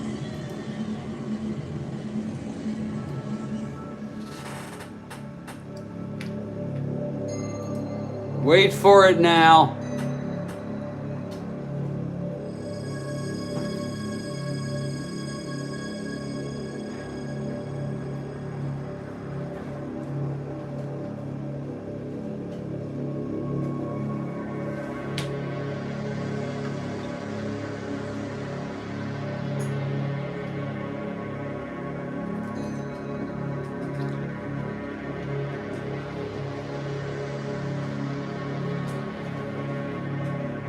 Here it is. Thomas Jefferson talked of slaves playing an instrument called the banjar from Africa.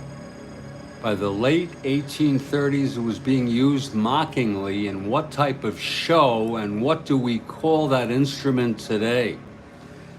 Wow.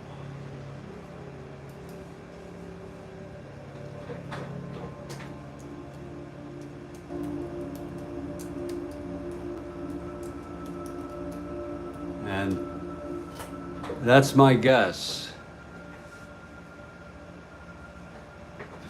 It's the best I can come up with.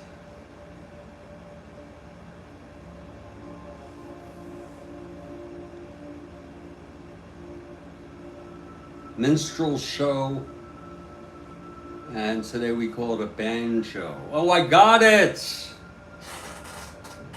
Whoa, and it was just an educated guess.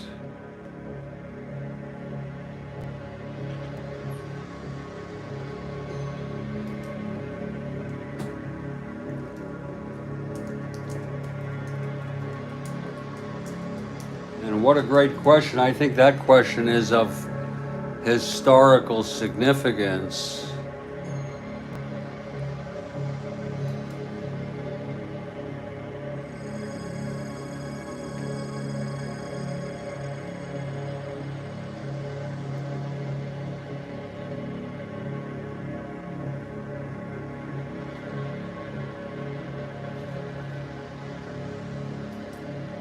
And I just saw a video yesterday, or maybe earlier today.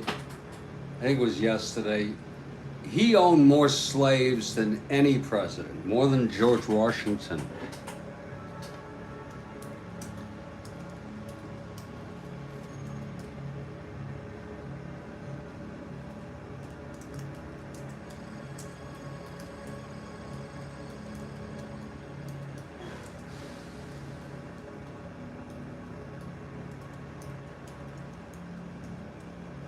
And it's really,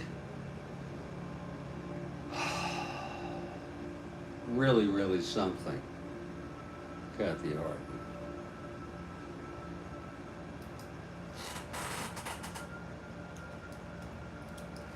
It was like parody, I guess.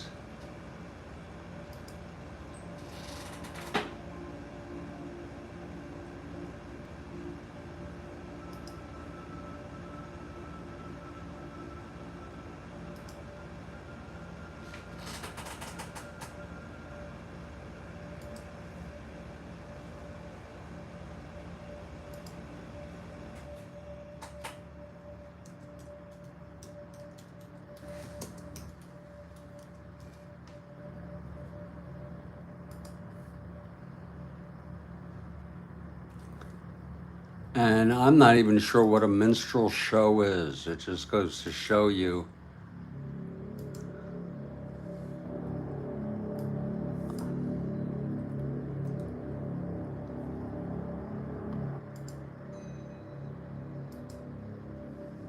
It was an American form of theater developed in the early 19th century. The shows were performed by mostly white actors wearing blackface makeup for the purpose of comically portraying racial stereotypes of African Americans. And you wonder,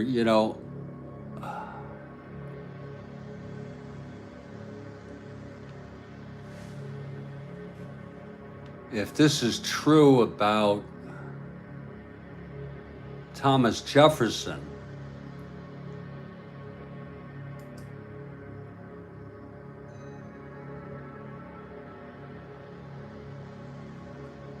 by the 1840s and 50s, some black people started to be in it.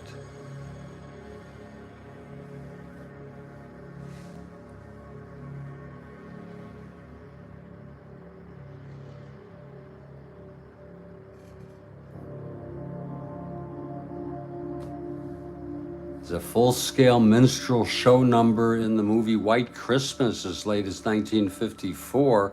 Anything after that would have to be satirical or a parody, like Bamboozled in 2000, written and directed by Spike Lee, using minstrel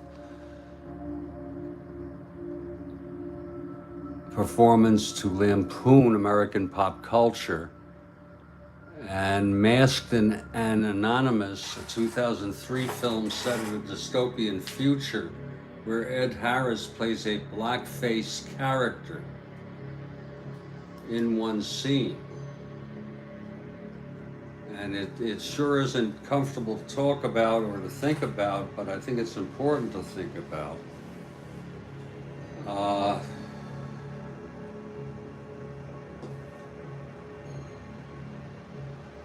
One emotion I have about it, as I think about it,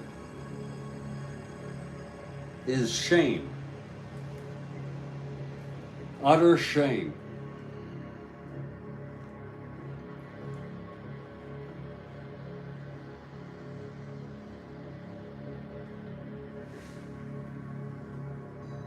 I don't consider myself responsible for it, but, and I'm not, into, superiority of races. I'm into diversity. But being white, whatever that means, I feel a deep sense of shame about it.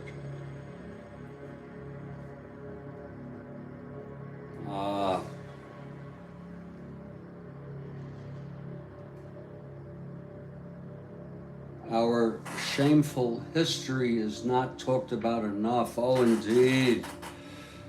Oh, indeed, Joel. The history should be taught, I believe, in a way that children can understand, starting in elementary school, probably in first or second grade. Starting, it's kind of hard to teach this, but it really needs to be talked about.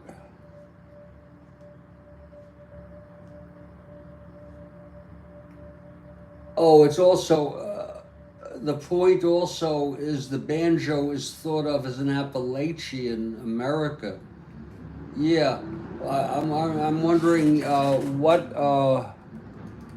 what is the point, Kathy, of that connection? Honest question, honest, respectful, and sincere question. The fact that that is the lower socioeconomic part of this country. No, Joel, I did not hear.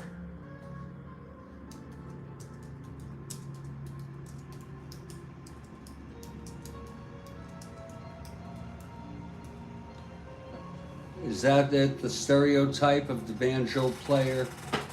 Like in the movie Deliverance? And also just everyday players.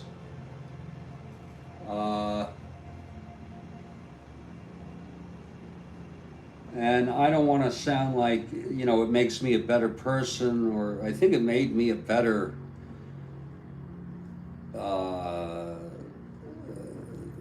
better attitude. Oh, the slaves brought it over from Africa. Okay, and it was oh,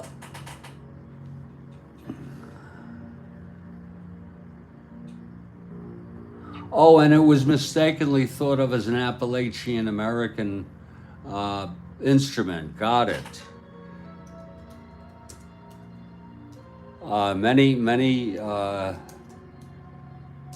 Many black African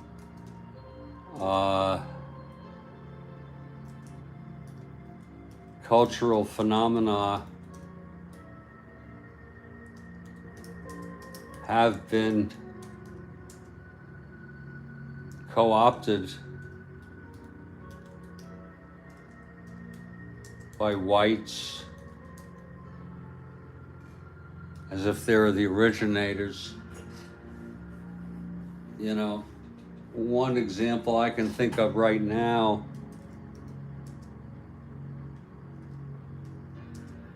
is rock and roll.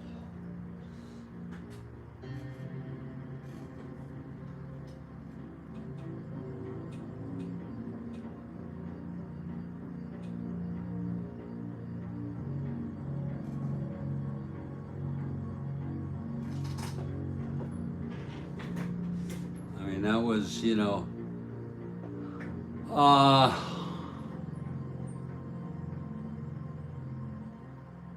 so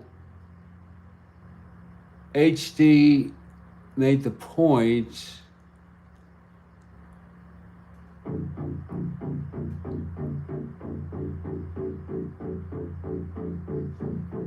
trying to see what the point he did make was.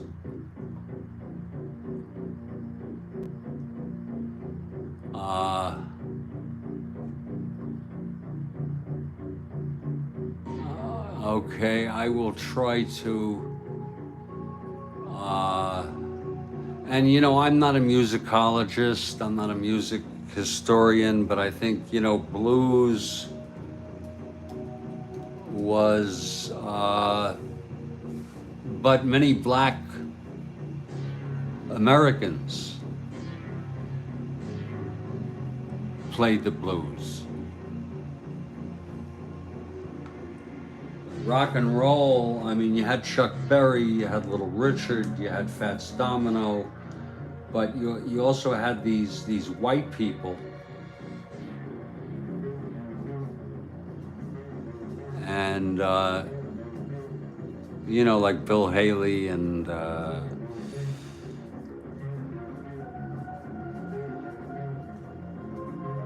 Jerry Lee Lewis, and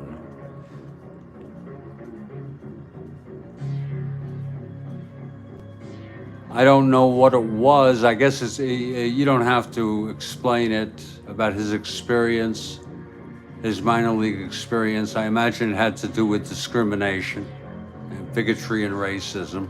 Joel.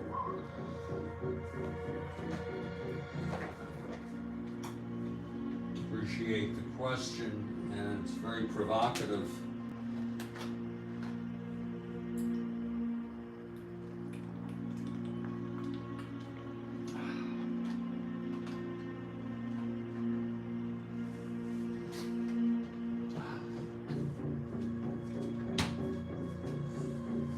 But I am all for changing the curriculums to explicitly teach about our history of genocide, enslavement, and the deprivation of basic human rights of women. And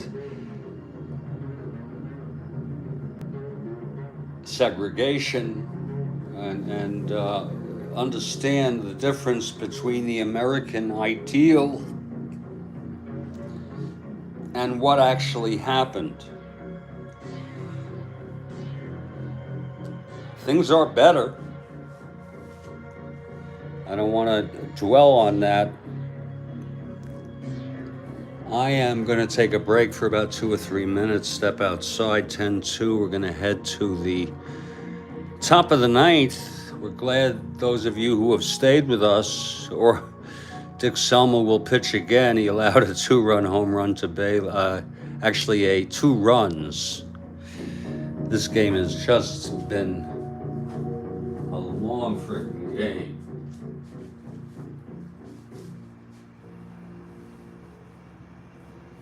And it started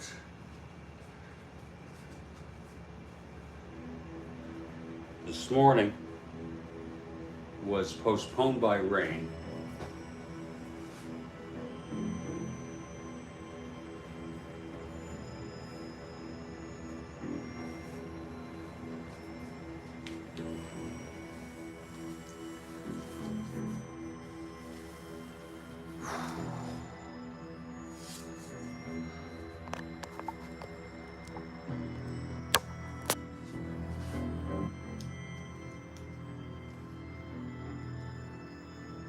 We appreciate those of you who have decided to stay with us for this game. I'll be right back.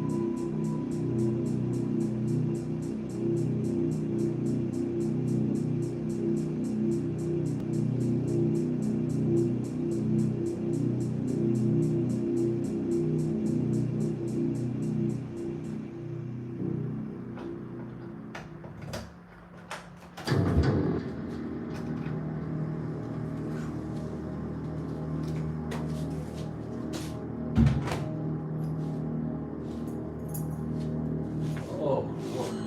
I'm thirsty. Wow.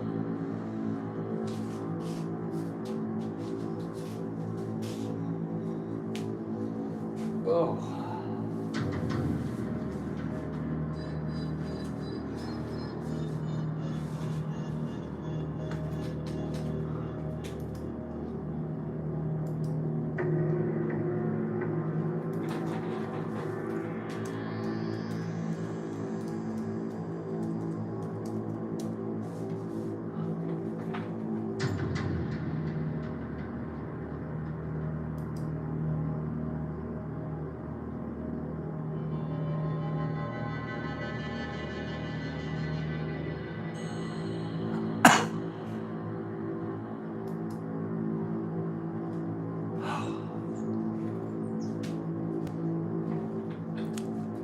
Well, I'm back for this final inning. And I'm up for it if you're up for it.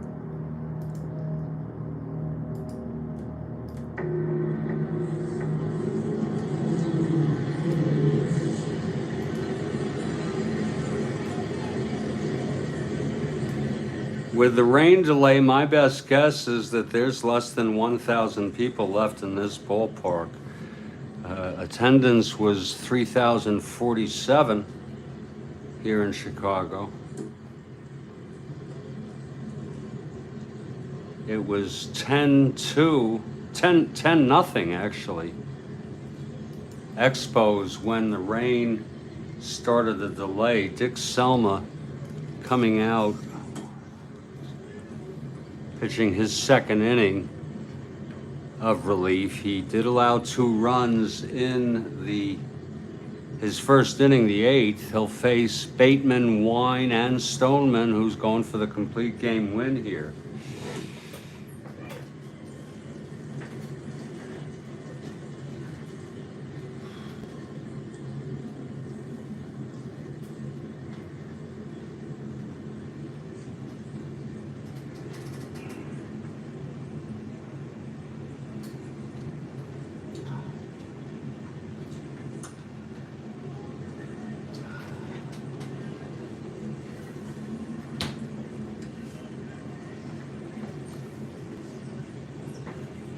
And here's Dick Selman now, facing Bateman. And if you're looking ahead to the bottom of the 9th, it'll be Banks, Santo, and Popovich. If anyone has any final questions, they would sure be welcomed after the wrap-up. Dick Selma, here's the pitch. 2-5 right-handed, struck him out. His first. He's visiting pesky Expos, leading 12-2 in an excruciating long and losing effort here by the Cubs. Bobby Wine is up now. 0 for 3, walked, scored, reached on an error left on.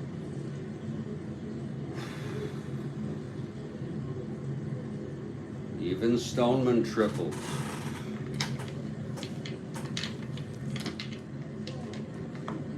Here's Dick Selman now.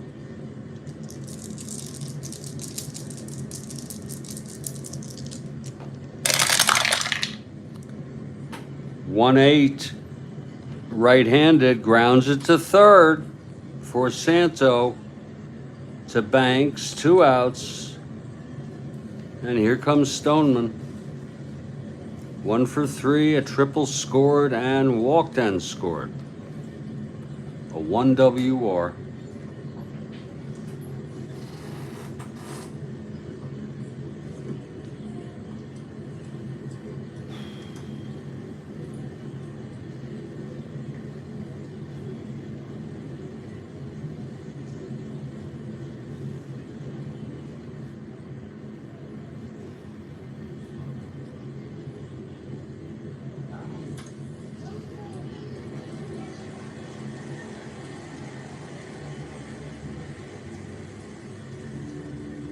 Here's Stoneman now. At the plate, Selma.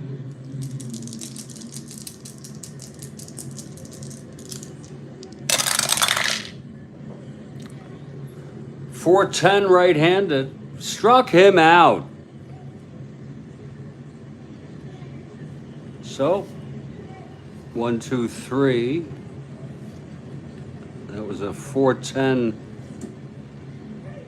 right-handed. Struck him out. And we're heading to the bottom of the ninth.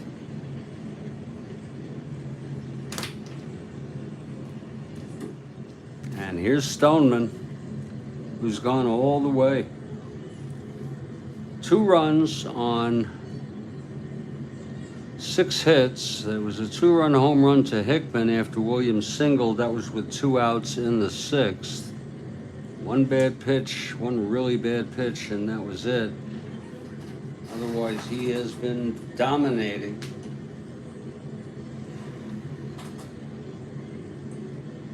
Strat-O-Matic and Hundley. 12-2, Cubs down by 10 runs.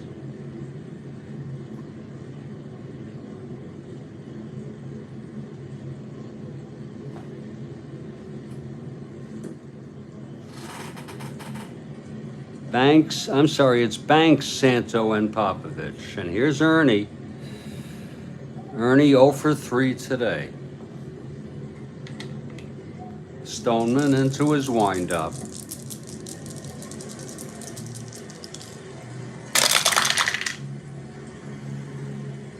.46 right-handed, and that is a fly to center. Running for it, Herrera. He catches up with it, 1 away. .46 right-handed. And here's Santo, the captain.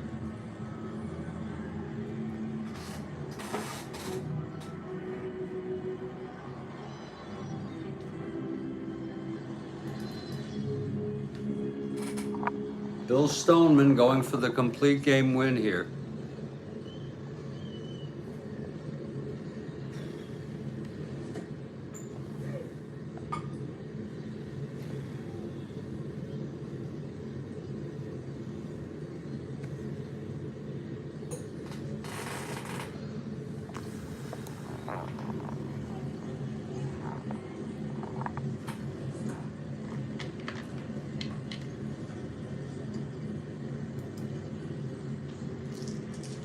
Here's the pitch to Santo now.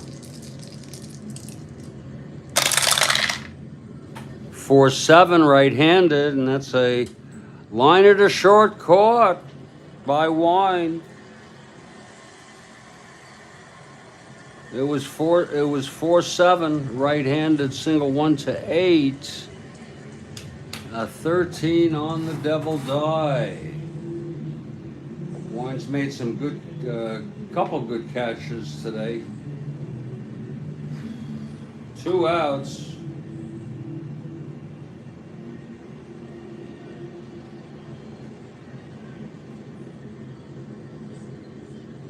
Besides the walk to Hundley, the bottom 5 batters in this Cubs lineup are 0 for 16 and a walk.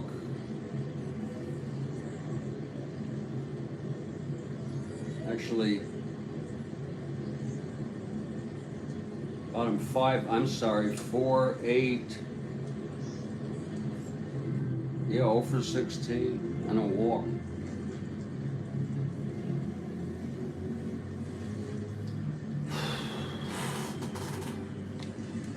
Okay, here's Stoneman now.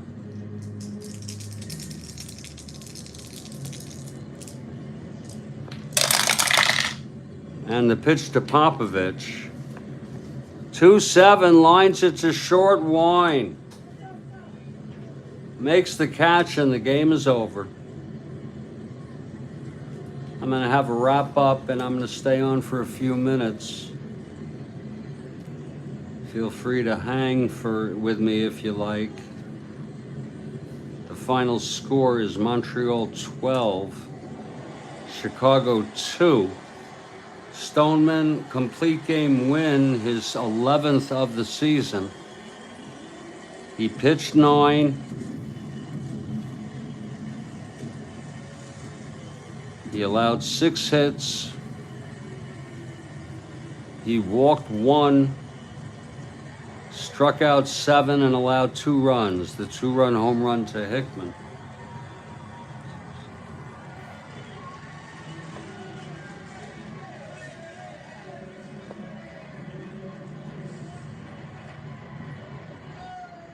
The final line in this game, Montreal 12 runs, 11 hits, and no errors. A lot of errors there for the Cubs, who had 2 runs and 6 hits and 5 errors. And I would tend to give the most valuable player to Bill Stoneman. I mean, lots of other people made contributions.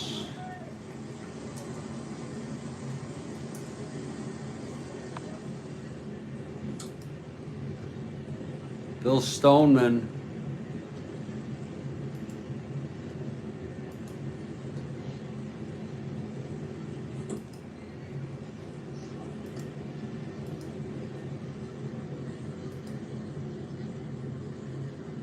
why I can't get this thing to open up.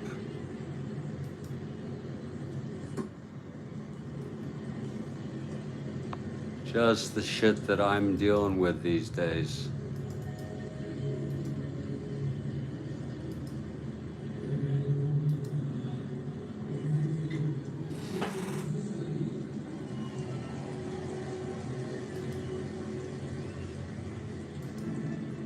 It's not opening.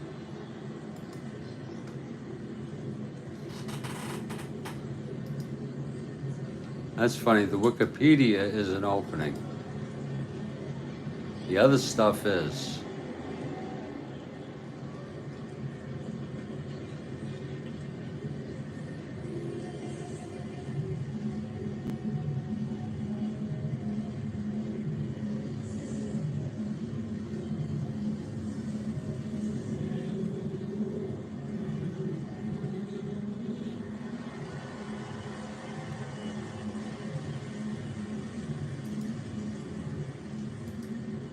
There we go. He's 80 years old.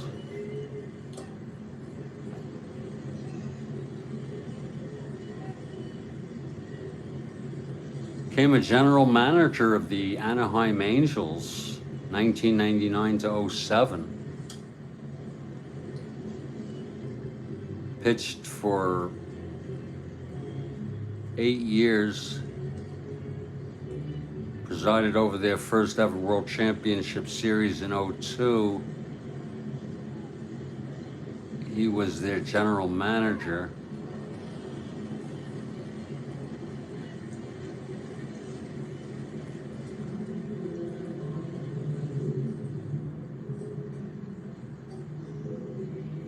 And it looks like he did throw a no-hitter.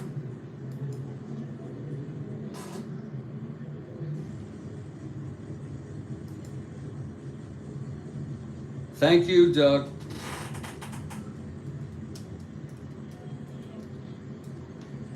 Thank you, Doug. It was a what a game it was. It was what it was, right?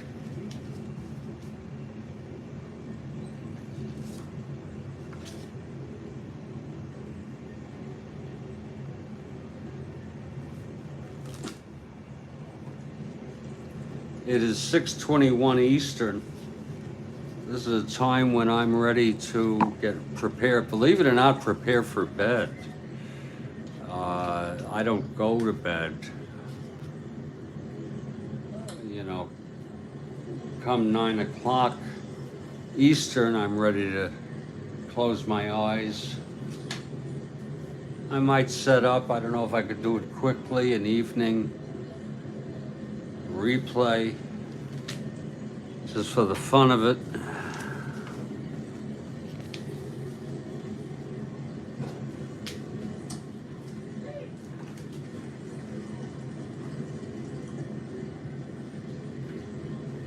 People do watch them because the games, you know, there are so many games broadcasts that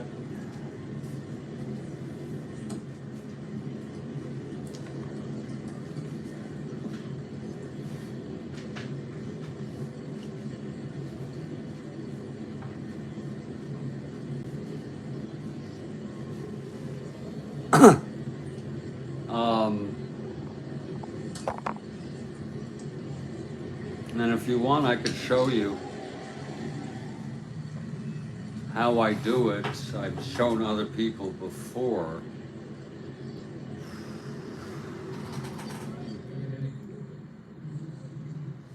But I'm not sure anybody's really terribly interested. But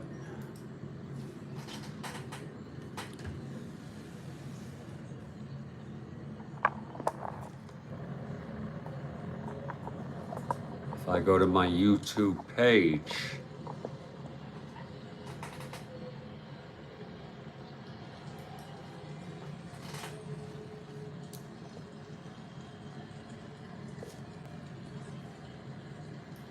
this is full transparency here.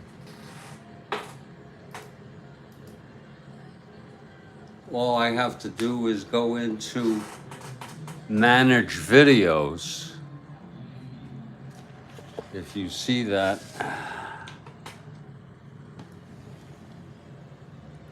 there.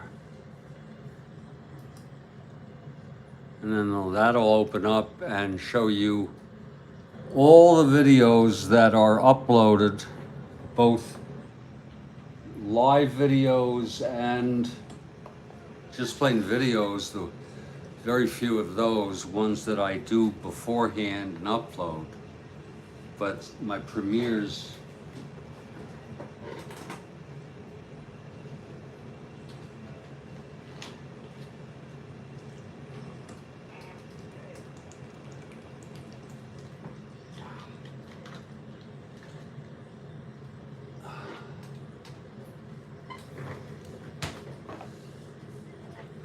you have a nice evening, Kathy Harden.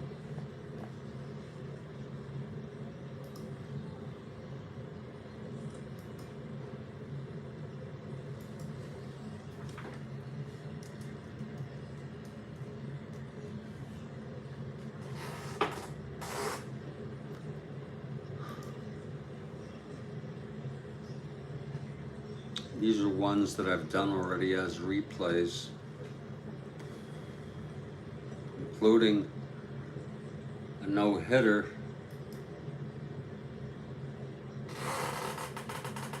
by Dave McNally. That kind of ruins it, but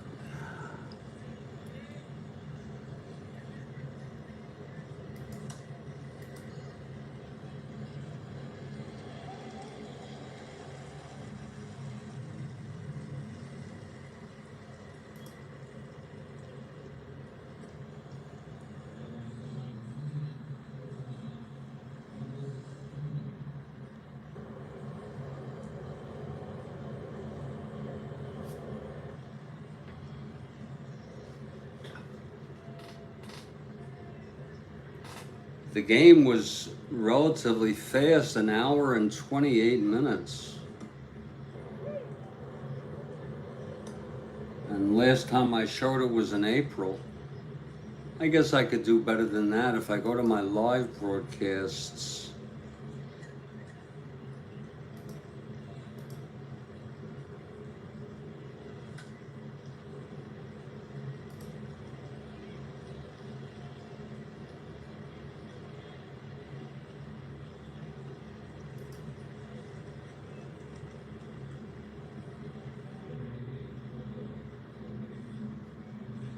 Be nice to go back to at least August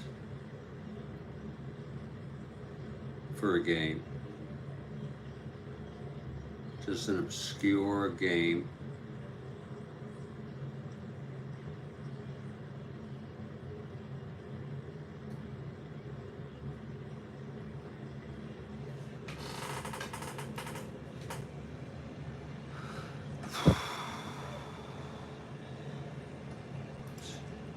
A lot of games.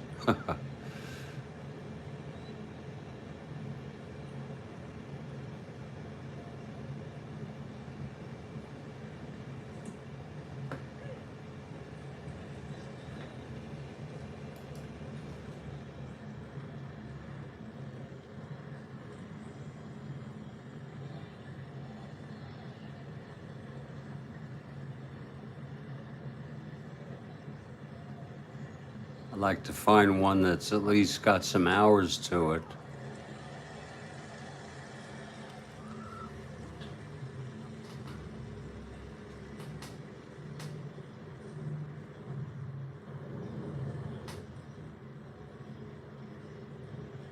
Here's one that might not be bad. This is Oakland with Kraus starting at Washington, Bosman starting August 30, 2 hours and 27 minutes. What I like to do is first test it and make sure that the sound is adequate.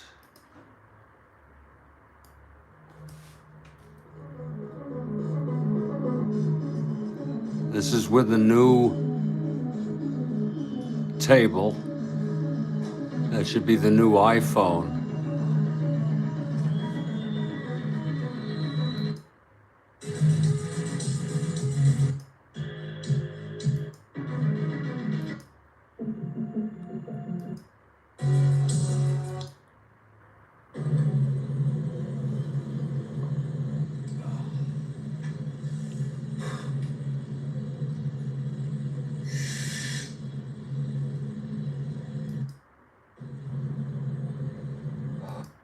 Is behind Minnesota. That is fine. And then so what you do is you download it. Now this could be one of the ones that for some reason they don't download, which is just bizarre to me and very, very frustrating.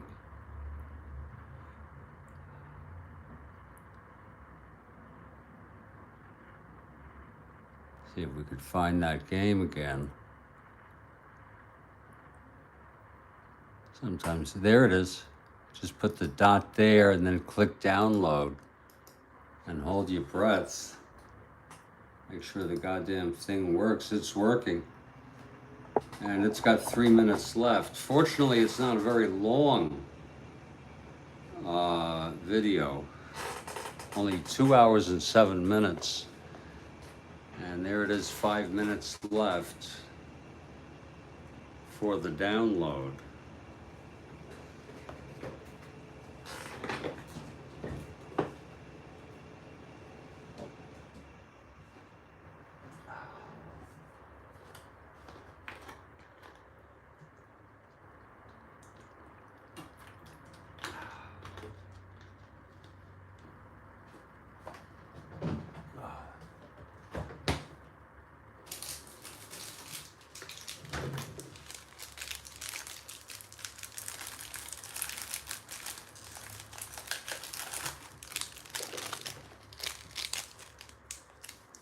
This way you can take a prior video that you did and rebroadcast it.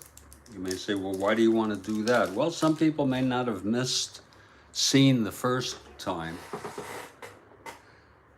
And I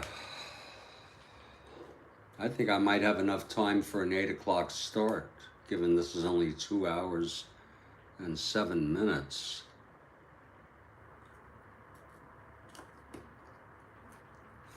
Because you have to upload it, then it has to process, and then it has to go through checks.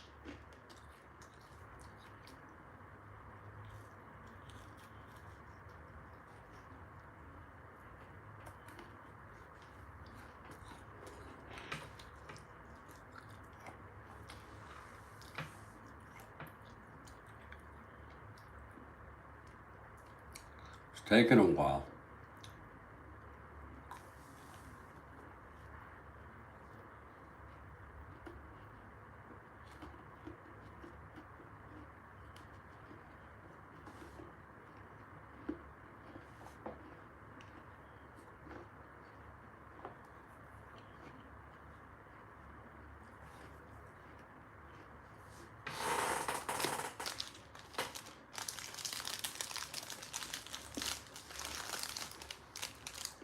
Because, and I find some people do watch these.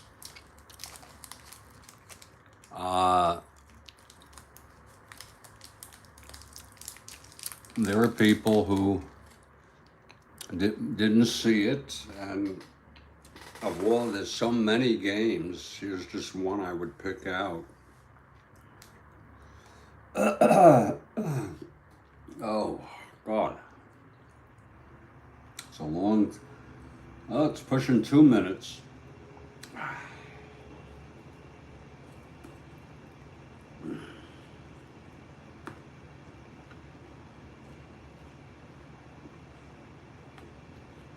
You can combine movies on iMovie. This is an iMac.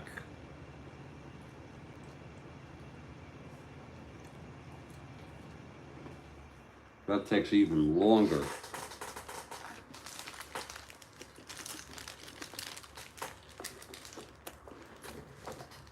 One minute.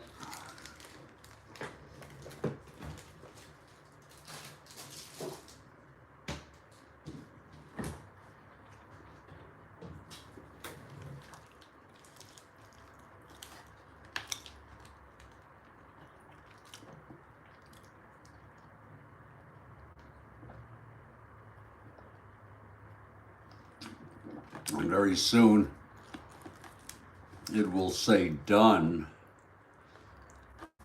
here. And then we'll just move it to the desktop for temporary use. 35 seconds, whoa.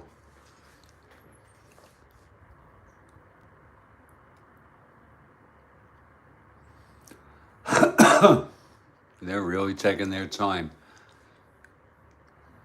24 seconds. I don't usually see it going down this much in seconds.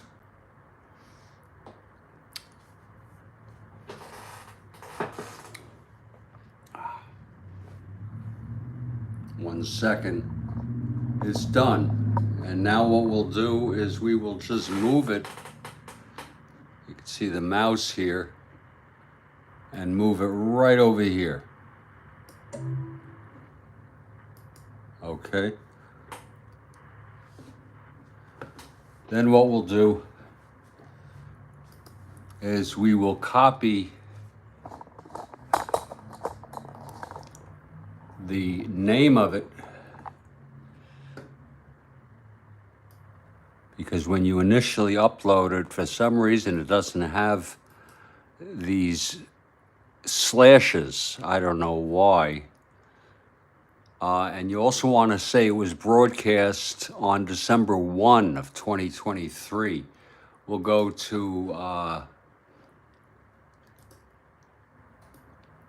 go right here, and we'll click on the add right here, upload video. And then we'll just take this video over here and put it right here. And there it goes. And it is now being set up. We're gonna cut and paste. You see those slashes are missing. Gonna add baseball replay. Oops.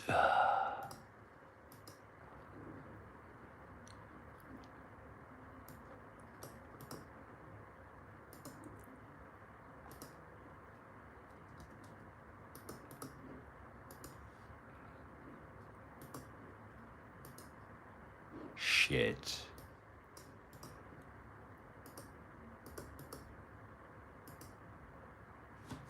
And we will write broadcast live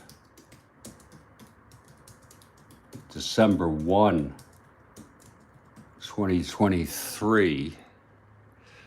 We're going to go right to visibility ahead of everything else, and we're going to make it public and schedule it for 8 p.m. in the hope that it's ready by then.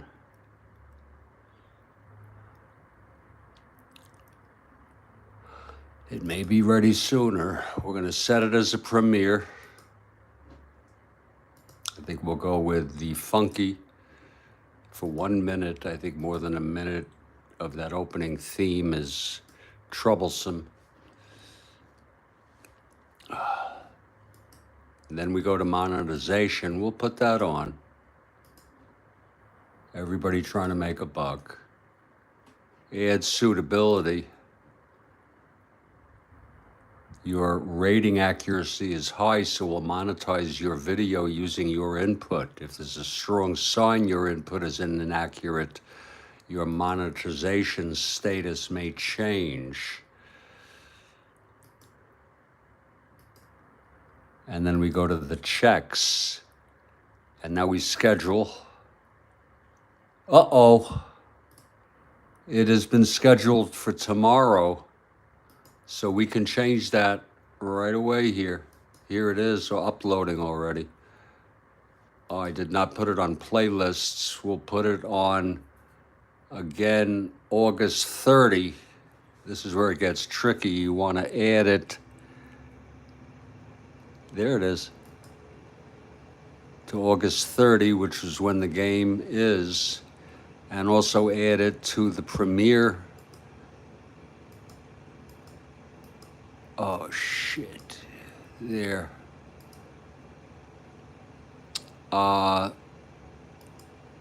And schedule this for today at 8 p.m.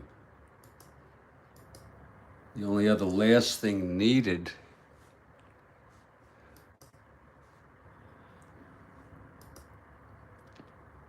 and here it is, by the way. 46% has been uploaded already, 47%, you see? That's pretty quick because it's only 2 hours.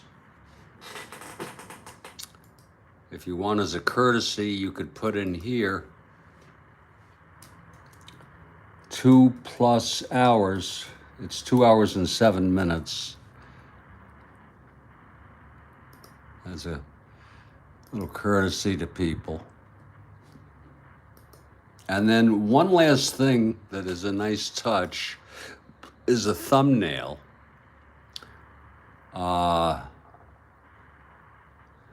And since it's in Washington, D.C., I could go search for a million different. I go with public domain pictures. And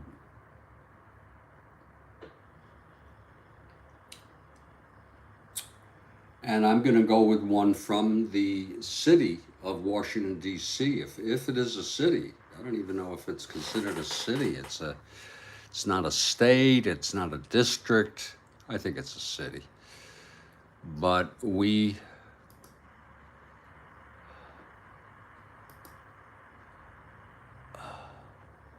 what we also want to do is make this private. The original, and we want to remove it from its current playlist, so therefore it stands on its own now, not duplicated.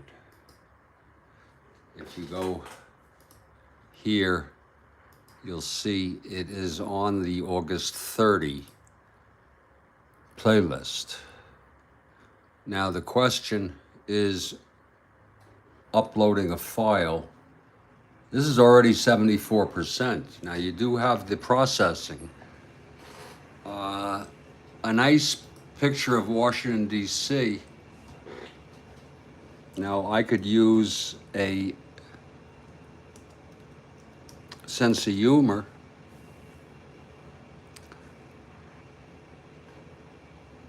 and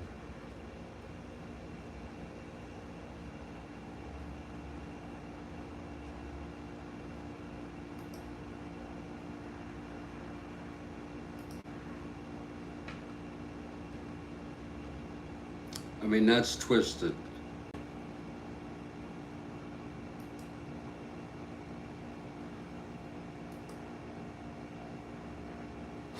First, you want to see, is this in the public domain? Yes, it is.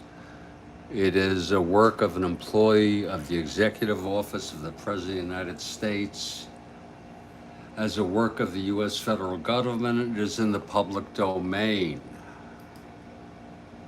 And one thing we can do is we can chop this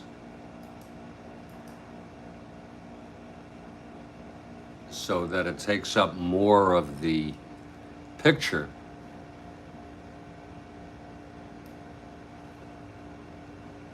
That's going to help a little.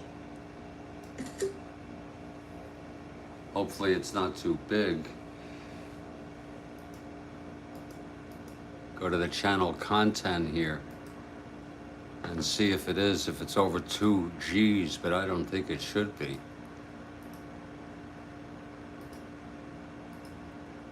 No, it is. When you repicture it.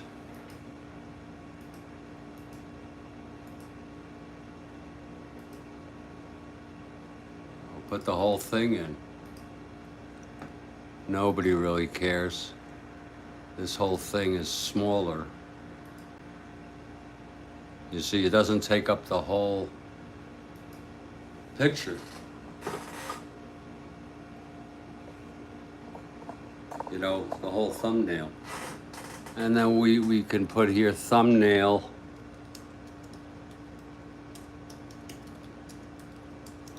Of Spiro Agnew in the public domain. Now, you could go with Nixon. He was president. Nixon is always a good satirical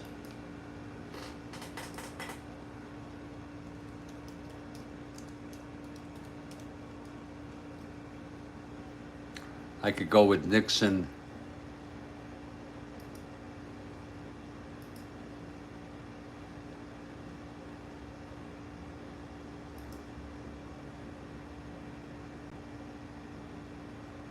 This is now being processed. Wow, this is going to be ready soon.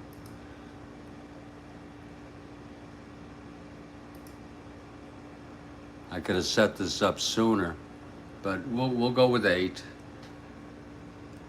See if I could find a nice Richard Nixon.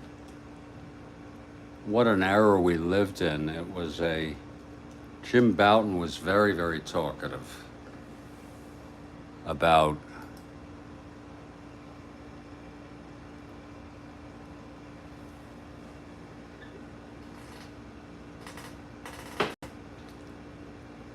here's the family. I don't know that I want to involve his family.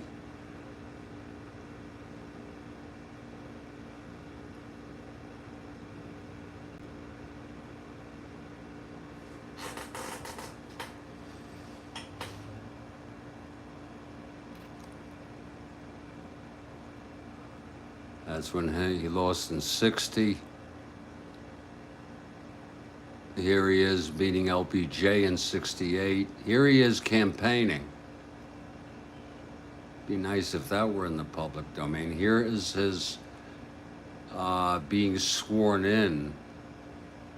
I don't know if there's enough resolution there. Here he is with, during his China visit. Here he is with Mao Zedong. That's classic. That is friggin' classic. Probably the most prolific murderer. And this is in the public domain. This is perfect.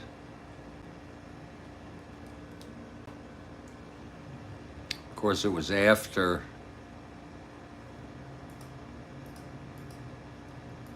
'69. I believe it was '72.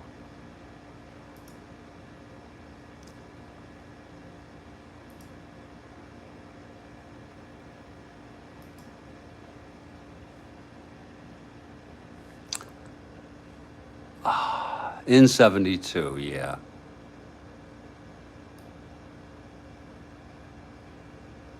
February 21st.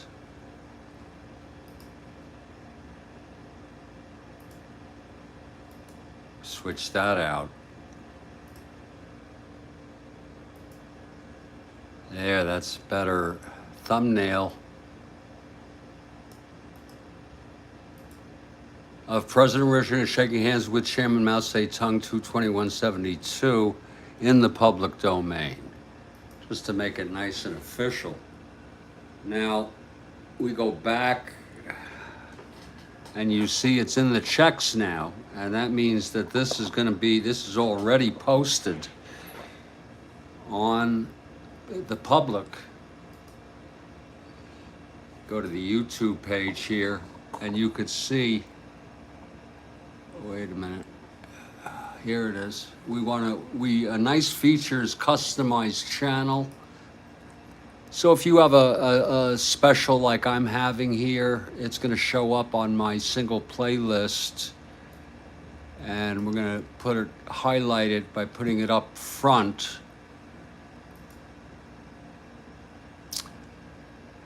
And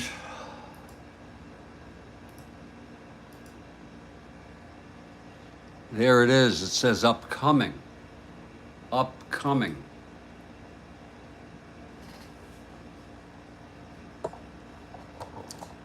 Oakland at Washington. And this will be a premiere of a replay tonight at 8 p.m. Eastern. And people watch it. I don't get a lot of views. I did one yesterday of Seattle at KC, got 46 views thus far. Not a lot, but everything counts. So Northy pinch hits. It's fun. Got the Willie Mays tribute, 61 views. These were replays. 84 views of this game, this Minnesota KC game. Here are the past live streams. This is the 69 replay, date by date. We're on the 23rd. But tonight, this is what's going to be shown at 8 p.m. I guess I can go another hour. It's still going through checks. You see that 25%. It's kind of slow.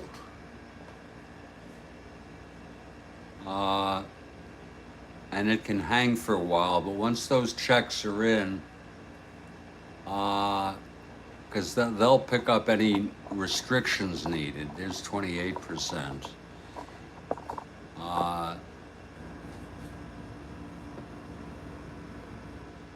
Then you see under restrictions, it says checking. Monetization is on. I'm just going to let that go for a bit and plan to just sit back and not freak out. Not freak out about life. And get myself relaxed and sedated. Well, I don't know about sedated. I'm already sedated. Relaxed and calmed down and prepared to go to sleep. And then, the whole thing is if tomorrow I wake up I sometimes wake up with a rotten feeling in my gut. Sometimes I don't. Tomorrow's Sunday. I have Monday. And I have shit to do Monday. I could look on my calendar.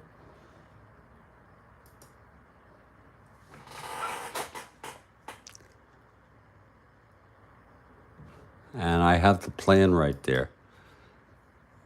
That was kind of private stuff. I put things on my calendar, which is synced between my phone and my iMac.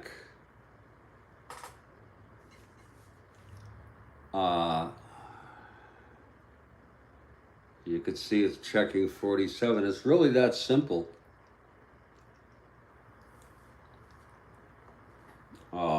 I could go with a better picture if you want, one of Washington, D.C.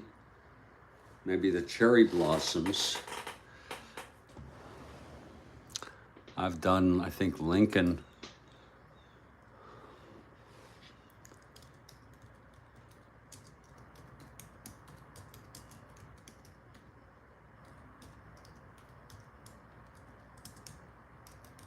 Washington, D.C. See if you can get here's the National Cherry Blossom Festival. These are Japanese trees. It was a 1912 gift. And here's one with the Jefferson Memorial. Look at that, that's beautiful. See if that's government.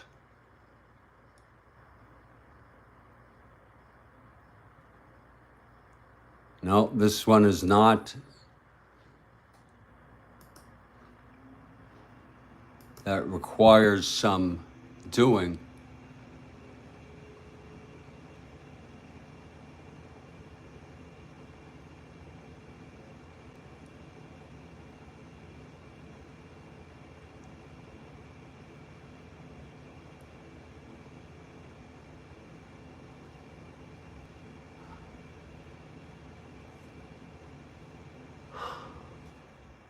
Look at those.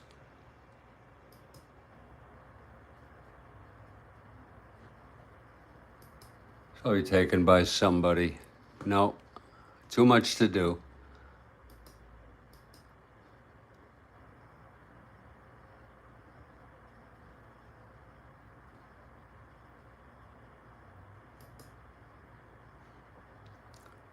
This is a white version.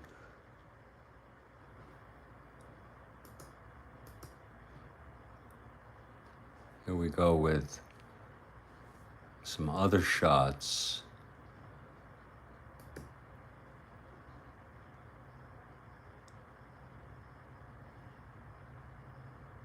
And this one requires giving credit that I don't want to do because it just would be too complicated to do it right.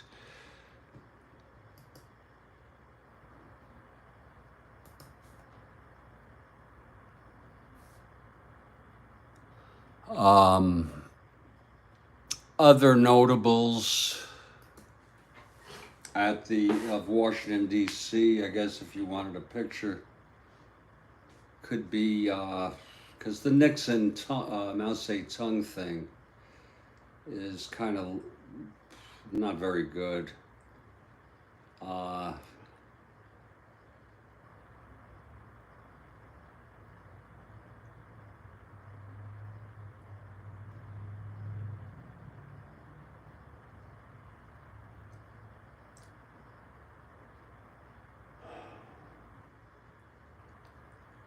Just trying to think of what an iconic view. I mean, you could go RFK Memorial Stadium, which was where it was played. Okay, and you could, here is, it was originally known as the District of Columbia Stadium. It's a defunct, it's gone, I think. Or maybe it's not used. It was home to the two NFL to NFL, the NFL team, and two major league teams, 5 professional soccer teams. It was used a lot. I think it was called, the name change was made maybe by 69. It opened in 61. Here's Kennedy throwing out a pitch. Renaming was in January of 69. Yeah.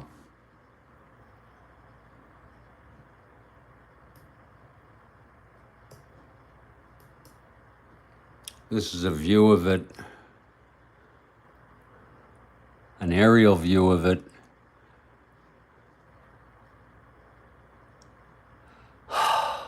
Pretty late.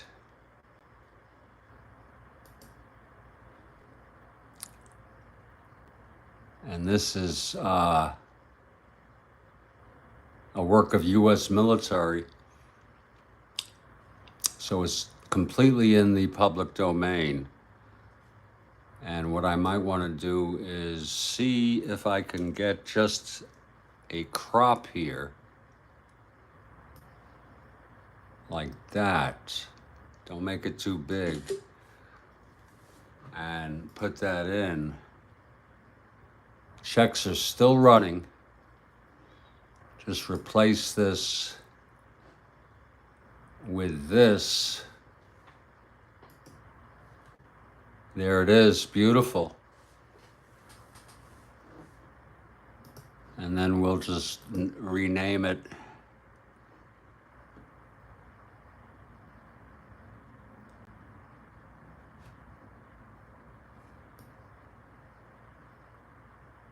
$1988.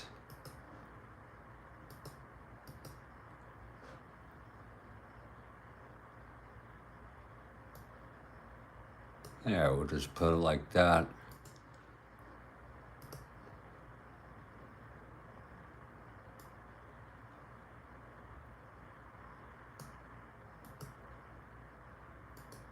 Paste that in of RFK Stadium. I don't know if it's still used. They said defunct. And there it is. And there it is. The checks are still running, as you may see. But sometimes it'll go and say checks are taking longer than expected, you know, and then all of a sudden you just see the thing that check still running will be gone, and it'll be just completely listed with the beginning of the description.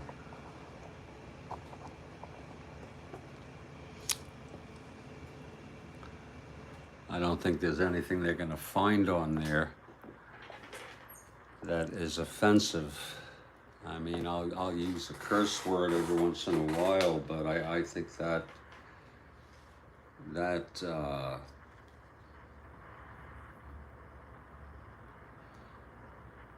it says scheduled June 23rd, but that's because it hasn't been matriculated. I think it's safe to reload this. There. It's the 23rd. I better double check. Oh, it's still on the 22nd. Jeez. Maybe I didn't hit done and save. Okay. Today is the 22nd. You see, you got to really pay attention to detail. There it is. Okay. First time I tried it didn't save, so I think that's pretty good. I think they added this, here's the feature right here, waiting. It says upcoming, 8 p.m. I think they added this top white portion in later years. I could be wrong, but I don't remember that. And if any of you were interested in watching this game, it's only 2 hours and 7 minutes. Appreciate it. I'll have it on. I'll look in live text, see if anybody's saying anything. The checks are still running. I have nothing else to do right now. I'm going to step outside for a minute. Again, this is set for 8 p.m. 56 minutes. Okay.